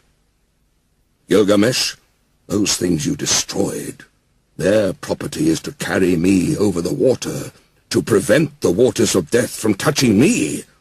It was for this reason that I preserved them, but you have destroyed them, and the Urnu snakes with them. But now go into the forest, Gilgamesh. With your axe, cut poles 120, cut them 60 cubits long, paint them with bitumen, set on them ferrules, and bring them back." When Gilgamesh heard this, he went into the forest. He cut poles 120. He cut them 60 cubits long. He painted them with bitumen. He set on them ferrules, and he brought them to Ur-Shanabi. Then they boarded the boat, Gilgamesh and Ur-Shanabi together, launching it out on the waves of ocean. For 3 days they ran on, as it were a journey of a month and 15 days. And at last Ur-Shanabi brought the boat to the waters of death. Then Ur-Shanabi said to Gilgamesh, "Press on, take a pole and thrust it in, but do not let your hands touch the waters. Gilgamesh, take a second pole, take a third, take a fourth pole. Now, Gilgamesh, take a fifth, take a sixth and seventh pole. Gilgamesh, take an eighth and ninth, a 10th pole. Gilgamesh, take an 11th, take a 12th pole." After 120 thrusts, Gilgamesh had used the last pole. Then he stripped himself. He held up his arms for a mast, and his covering for a sail. So Ur-Shanabi the ferryman brought Gilgamesh to Utnapishtim, whom they call the Faraway, who lives in Dilmun, at the place of the sun's transit, eastward of the mountain. To him alone of men the gods had given everlasting life. Now Utnapishtim, where he lay at ease, looked into the distance, and he said in his heart, musing to himself, Why does the boat sail here, without tackle and mast? Why are the sacred stones destroyed? And why does the master not sail the boat? The man who comes is none of mine. Where I look, I see a man whose body is covered with skins of beasts. Who is this who walks up the shore behind Ushanabi? For surely he is no man of mine. So Utnapishtim looked at him and said, What is your name, you who come here, wearing the skins of beasts, with your cheeks starved and your face drawn? Where are you hurrying to now? For what reason have you made this great journey, crossing the seas whose passage is difficult? Tell me the reason for your coming. He replied, Gilgamesh is my name. I am from Uruk, from the house of Anu. Then Utnapishtim said to him, If you are Gilgamesh, why are your cheeks so starved and your face drawn? Why is despair in your heart, and your face like the face of one who has made a long journey? Yes, why is your face burned with heat and cold? And why do you come here, wandering over the wilderness in search of the wind? Gilgamesh said to him, Why should not my cheeks be starved, and my face drawn? Despair is in my heart, and my face is the face of one who has made a long journey. It was burned with heat and with cold. Why should I not wander over the pastures? My friend, my younger brother, who seized and killed the bull of heaven, and overthrew Humbaba in the cedar forest, my friend who was very dear to me, and endured dangers beside me, Enkidu, my brother, whom I loved, the end of mortality has overtaken him. I wept for him 7 days and nights, till the worm fastened on him. Because of my brother, I am afraid of death. Because of my brother, I stray through the wilderness. His fate lies heavy upon me. How can I be silent? How can I rest? He is dust, and I shall die also, and be laid in the earth forever. Again Gilgamesh said, speaking to Utnapishtim, It is to see Utnapishtim, whom we call the Far Away, that I have come this journey. For this I have wandered over the world. I have crossed many difficult ranges. I have crossed the seas. I have wearied myself with travelling. My joints are aching, and I have lost acquaintance with sleep, which is sweet. My clothes were worn out before I came to the house of Siduri. I have killed the bear and hyena, the lion and panther, the tiger, the stag and the ibex, all sorts of wild game and the small creatures of the pastures. I ate their flesh and I wore their skins, and that was how I came to the gate of the young woman, the maker of wine, who barred her gate of pitch and bitumen against me. But from her I had news of the journey.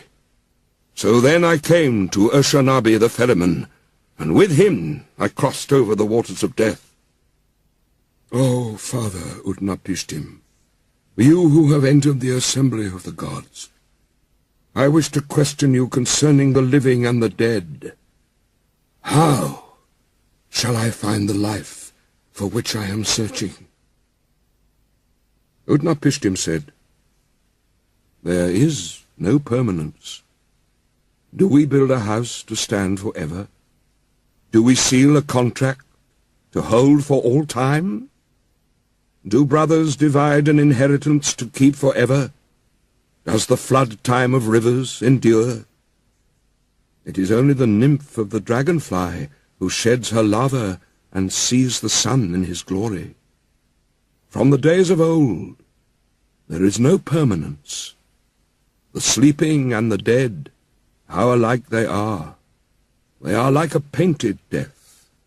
What is there between the master and the servant when both have fulfilled their doom? When the Anunnaki, the judges, come together, and Mamatun, the mother of destinies, together they decree the fates of men. Life and death they allot, but the day of death they do not disclose. Then Gilgamesh said to Utnapishtim the faraway, I look at you now, Utnapishtim, and your appearance is no different from mine. There is nothing strange in your features. I thought I should find you like a hero prepared for battle.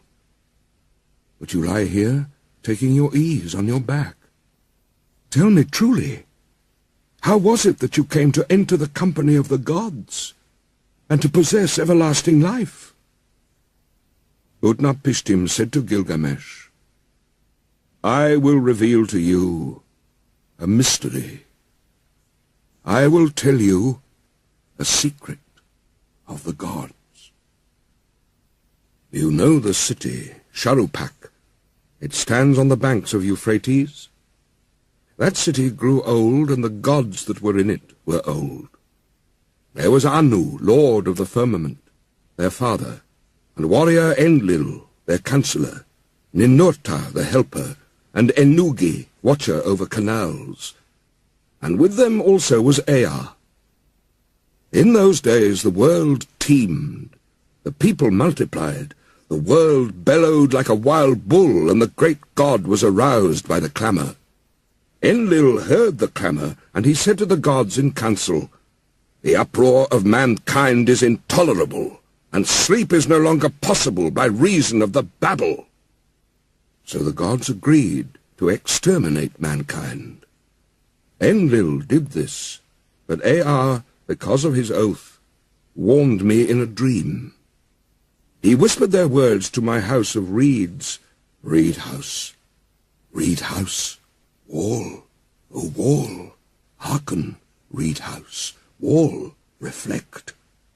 O man of Sharupak, son of Ubaratutu, tear down your house, and build a boat, abandon possessions, and look for life. Despise worldly goods, and save your soul alive. Tear down your house, I say, and build a boat. These are the measurements of the bark, as you shall build her. Let her beam equal her length. Let her deck be roofed like the vault that covers the abyss. Then take up into the boat the seed of all living creatures. When I had understood, I said to my lord, Behold, what you have commanded I will honour and perform. But how shall I answer the people, the city, the elders? Then Ea opened his mouth and said to me, his servant, Tell them this. I have learnt that Enlil is wrathful against me. I dare no longer walk in his land, nor live in his city. I will go down to the gulf to dwell with Ea, my lord. But on you he will rain down abundance, rare fish, and shy wild fowl, a rich harvest-tide. In the evening the rider of the storm will bring you wheat in torrents. In the first light of dawn, all my household gathered round me. The children brought pitch, and the men whatever was necessary. On the 5th day I laid the keel and the ribs, then I made fast the planking. The ground space was 1 acre. Each side of the deck measured 120 cubits, making a square. I built 6 decks below, 7 in all.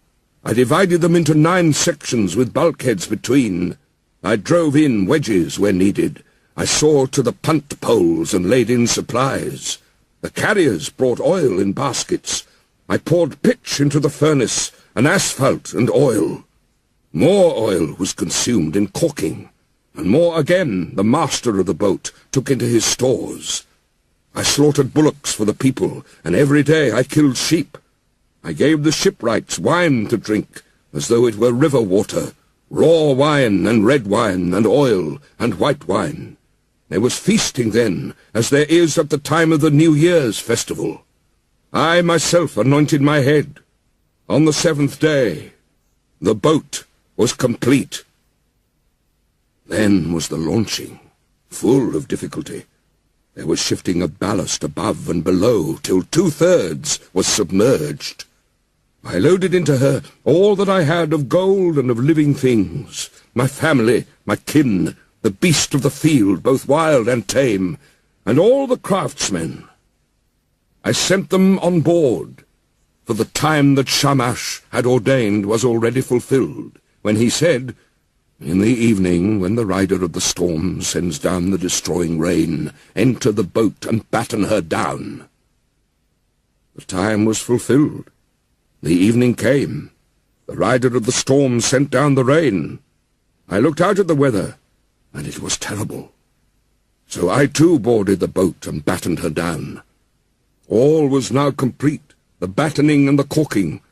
So I handed the tiller to Pazur Amuri, the steersman, with the navigation and the care of the whole boat. With the first light of dawn, a black cloud came from the horizon. It thundered within, where Adad, lord of the storm, was riding.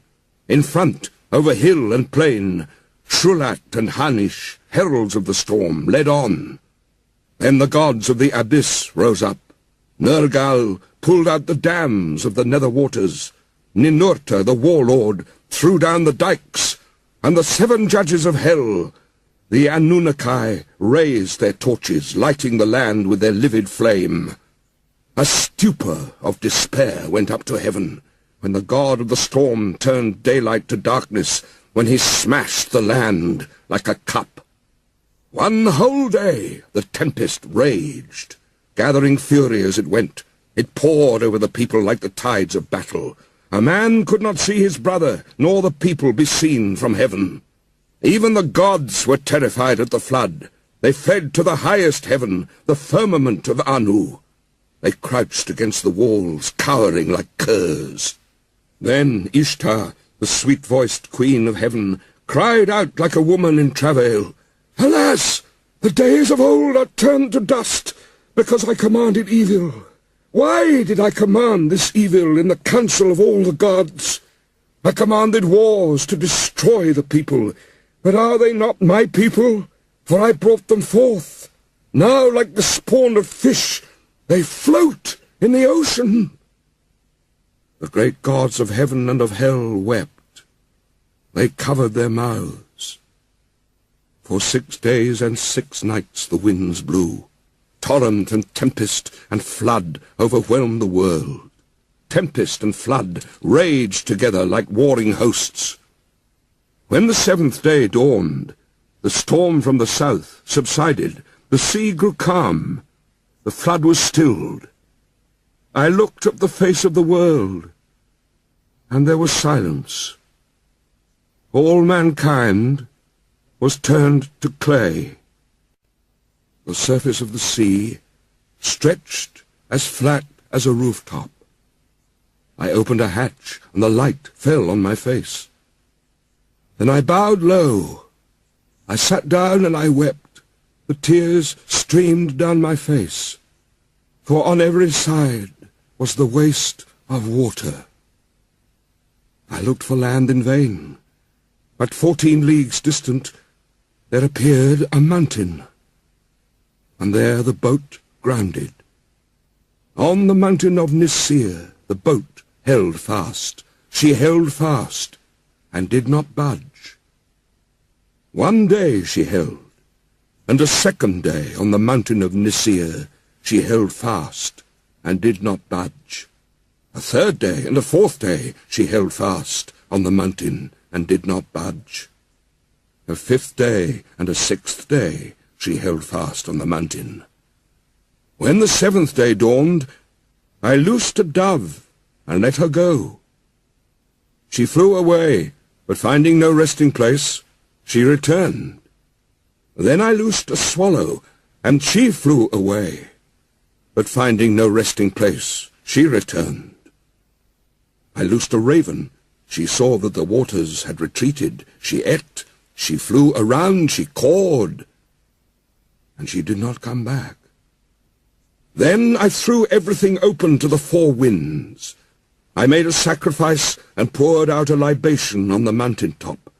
7 and again 7 cauldrons I set up on their stands. I heaped up wood and cane and cedar and myrtle. When the gods smelled the sweet savour, they gathered like flies over the sacrifice. Then at last Ishtar also came.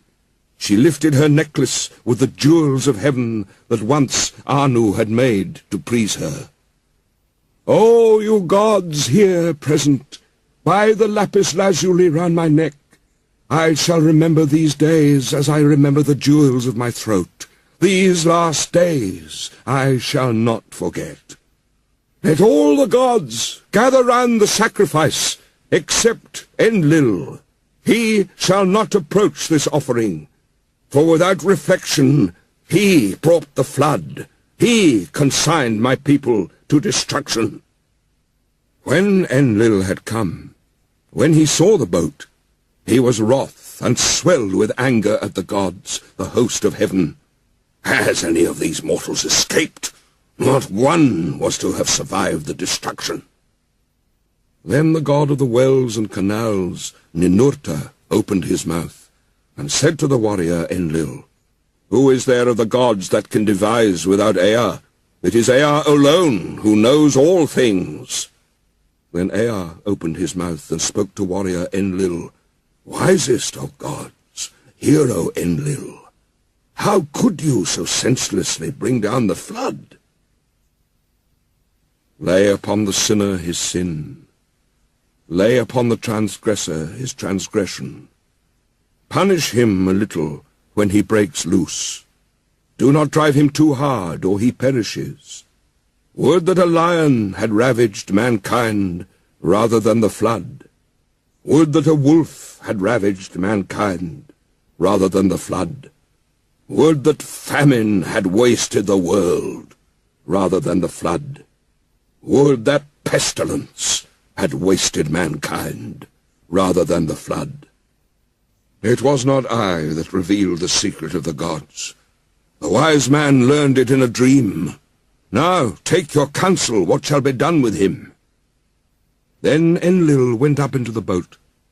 He took me by the hand, and my wife, and made us enter the boat and kneel down on either side, he standing between us. He touched our foreheads to bless us, saying, In time past, Utnapishtim was a mortal man. Henceforth, he and his wife shall live in the distance at the mouth of the rivers. Thus it was that the gods took me and placed me here to live in the distance at the mouth of the rivers. Utnapishtim said, As for you, Gilgamesh, who will assemble the gods for your sake, so that you may find that life for which you are searching? But if you wish, come and put it to the test. Only prevail against sleep for 6 days and 7 nights. But while Gilgamesh sat there resting on his haunches, a mist of sleep, like soft wool teased from the fleece, drifted over him. And Utnapishtim said to his wife, Look at him now, the strong man who would have everlasting life. Even now the mists of sleep are drifting over him. His wife replied, Touch the man to wake him, so that he may return to his own land in peace, going back through the gate by which he came. Utnapishtim said to his wife, All men are deceivers. Even you he will attempt to deceive. Therefore bake loaves of bread, each day 1 loaf, and put it beside his head, and make a mark on the wall to number the days he has slept. So she baked loaves of bread, each day 1 loaf, and put it beside his head, and she marked on the wall the days that he slept. And there came a day when the first loaf was hard, the second loaf was like leather, the third was soggy, the crust of the fourth had mould, the fifth was mildewed, the sixth was fresh, and the seventh was still on the embers. Then Utnapishtim touched him, and he woke. Gilgamesh said to Utnapishtim the far away, I hardly slept when you touched and roused me. But Utnapishtim said, Count these loaves, and learn how many days you slept. For your first is hard, your second like leather, your third is soggy, the crust of your fourth has mould, your fifth is mildewed, your sixth is fresh, and your seventh was still over the glowing embers when I touched and woke you." Gilgamesh said, "What shall I do, O Utnapishtim? Where shall I go? Already the thief in the night has hold of my limbs. Death inhabits my room. Wherever my foot rests, there I find death." Then Utnapishtim spoke to Urshanabi the ferryman. "Woe to you, Urshanabi! Now and for evermore you have become hateful to this harbourage. It is not for you nor for you are the crossings of this sea. Go now, banished from the shore. But this man before whom you walked, bringing him here, whose body is covered with foulness, and the grace of whose limbs has been spoiled by wild skins, take him to the washing place. There he shall wash his long hair clean as snow in the water. He shall throw off his skins, and let the sea carry them away. And the beauty of his body shall be shown. The fillet on his forehead shall be renewed, and he shall be given clothes to cover his nakedness. Till he reaches his own city, and his journey is accomplished, these clothes will show no sign of age. They will wear like a new garment." So Urshanabi took Gilgamesh and led him to the washing place. He washed his long hair as clean as snow in the water. He threw off his skins, which the sea carried away, and showed the beauty of his body. He renewed the fillet on his forehead, and to cover his nakedness gave him clothes which would show no sign of age, but would wear like a new garment till he reached his own city, and his journey was accomplished. Then Gilgamesh and Urshanabi launched the boat onto the water and boarded it, and they made ready to sail away. But the wife of Utnapishtim the faraway said to him, "Gilgamesh came here wearied out. He is worn out. What will you give him to carry him back to his own country?" So Utnapishtim spoke, and Gilgamesh took a pole and brought the boat in to the bank. "Gilgamesh, you came here a man, wearied out. You have worn yourself out. What shall I give you to carry you back to your own country?" "Gilgamesh, I shall reveal a secret thing. It is a mystery of the gods that I am telling you. There is a plant that grows under the water. It has a prickle like a thorn, like a rose. It will wound your hands, but if you succeed in taking it, then your hands will hold that which restores his lost youth to a man." When Gilgamesh heard this, he opened the sluices so that a sweet water current might carry him out to the deepest channel.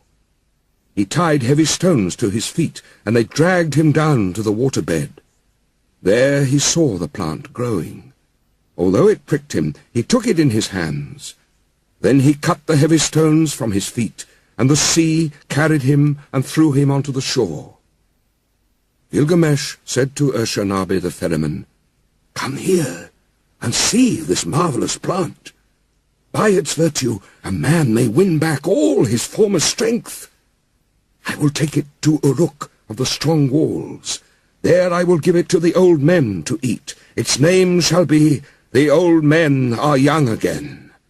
And at last I shall eat it myself, and have back all my lost youth." So Gilgamesh returned by the gate through which he had come. Gilgamesh and Urshanabi went together. They travelled their 20 leagues, and then they broke their fast. After 30 leagues they stopped for the night.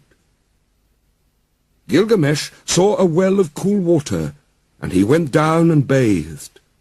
But deep in the pool there was lying a serpent, and the serpent sensed the sweetness of the flower. It rose out of the water and snatched it away, and immediately it sloughed its skin and returned to the well.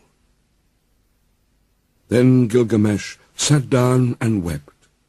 The tears ran down his face, and he took the hand of Urshanabi "Oh, Ashnabi, was it for this that I toiled with my hands? Is it for this I have wrung out my heart's blood? For myself I have gained nothing, not I, but the beast of the earth has joy of it now. Already the stream has carried it 20 leagues back to the channels where I found it. I found a sign, and now I have lost it. Let us leave the boat on the bank and go." After 20 leagues, they broke their fast. After 30 leagues, they stopped for the night. In 3 days they had walked as much as a journey of a month and 15 days. When the journey was accomplished, they arrived at Uruk, the strong-walled city. Gilgamesh spoke to him, to Ashnabi the ferryman. "Ashnabi, climb up onto the wall of Uruk. Inspect its foundation terrace, and examine well the brickwork. See if it is not of burnt bricks. And did not the 7 wise men lay these foundations? 1/3 of the whole is city, 1/3 is garden, and 1/3 is field, with the precinct of the goddess Ishtar. These parts and the precinct are all Uruk." This too was the work of Gilgamesh the king, who knew the countries of the world. He was wise, he saw mysteries, and knew secret things. He brought us a tale of the days before the flood. He went a long journey, was weary, worn out with labor, and returning, engraved on a stone the whole story. The destiny was fulfilled which the father of the gods, Enlil of the mountain, had decreed for Gilgamesh. In nether earth the darkness will show him a light. Of mankind, all that are known, none will leave a monument for generations to come to compare with his. The heroes, the wise men, like the new moon, have their waxing and waning. Men will say, "Who has ever ruled with might and with power like him?" As in the dark month, the month of shadows, so without him there is no light. "Oh, Gilgamesh, this was the meaning of your dream. You were given the kingship.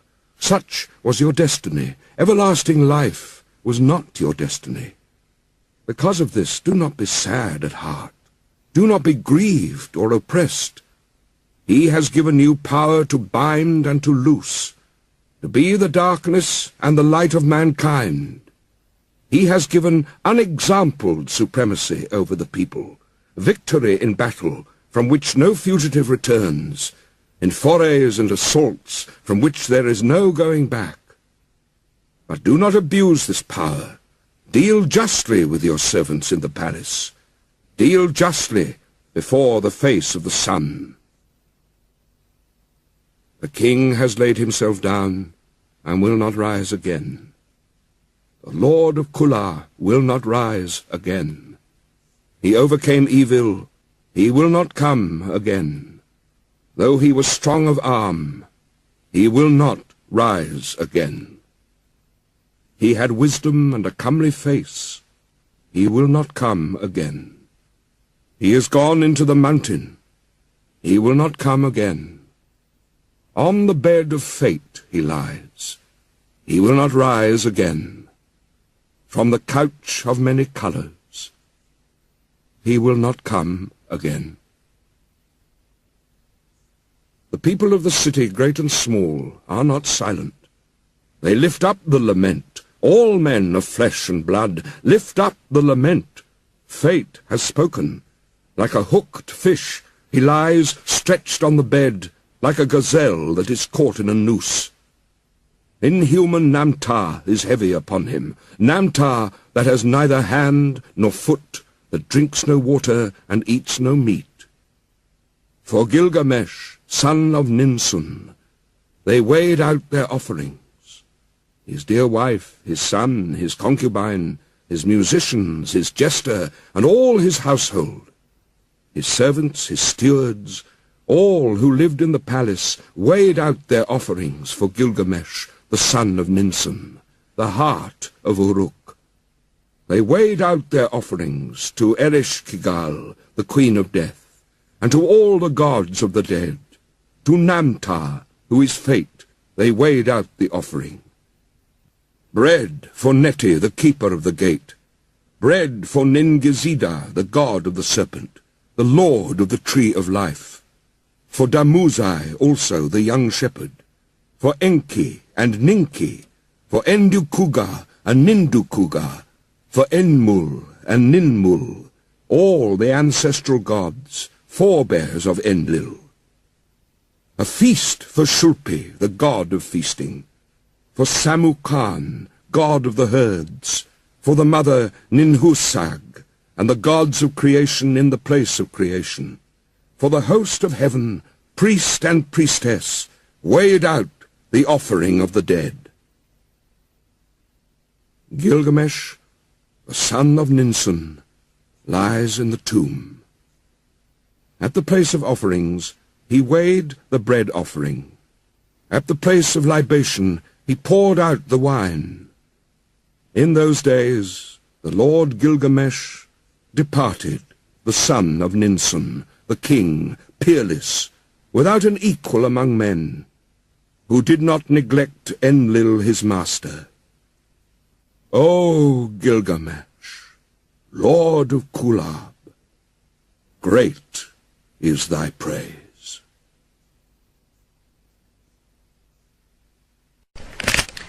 Itbema Gilgamesh, shunatam ipashar, issaqaram ana ummishu, ummi inashat mushitiya, shamchakuma attanalak, inabirit eklutim, ibtsirunimma kakkabu shamai, kisrum sha'anim imqutam anatseriya, ashishuma iktabiteliya, unissuma nushashu ul-eltei, urukmatum pachir elishu, etlutum unashaku shepeshu, ummidma puti miduyati, ashiashuma adbalashu anatseriki, ummi Gilgamesh mudeyat kalama issakaram ana Gilgamesh. Minde Gilgamesh shakimakati inatseri walidma. Urabbishu shadu tammar shuma takhaddu atta. Etlutum unashaku shepeshu teddirashuma tatarashu anatseriya tseriya. Ittilama itamar shanitam. Itbi itawiyam ana ummishu. Ummi atamar shanitam. Une lacune. Quelque chose, ina suqim sha uruk rebitim. Khatsinu nadima elishu pahru. Khatsinuma shani bunushu. Amurshuma akhtadu anaku. Aramshuma kima ashatim. Akhabbub elshu. Elqeshuma ashtakanshu ana akhiya. Ummi Gilgamesh mudiyat kalama issaqaram ana Gilgamesh. Voilà. Après, bon, il y a une lacune, c'est petite. Bon, ça. Itbema Gilgamesh shunatam ipashar. Izakaram ana umishu. Umi inashat mushitiya. Shamchakuma atannalak ina birit etlutim. Ibzirunimma kakabu shamai. Kitsrum sha'anim imkutam anatseriya. Ashishumma iktabit eliya. Unisumma nushashu ul-eltei. Urukmatum pachir elishu. Etlutum unashaku shepishu. Umidma puti immidu yati. Ashiyashuma atbalashu anatseriki. Umi Gilgamesh mudet kalamma. Izakaram ana Gilgamesh. Minde Gilgamesh shakimakati. Inatseri iwalidma urabishu shadu. تمرشما تاخدو آتا يتلوتو مناشكو شبيشو تدراشما تتراشو أنا تسرية اتلما إتامر شنيتم إتبي إتوام أنا أميشو أمي أتامر شنيتم إن سكيم شأورك ربيتم خצינו נדימה ילישו פחרו חצינומה שאני בונושו אמורשומה אך תדו ענקו הרמשומה כמה אשתים אחבו באלשו אלקשומה אשתקנשו אנכיה ומגילגמש מודת כלמה יזכר המנה גילגמש אשום ושתמחרו איתיקה גילגמש שונתה מפשר אין קידואשי מחר חרימתים ורתמו קיללון צרם עם תאשי אשר איוואל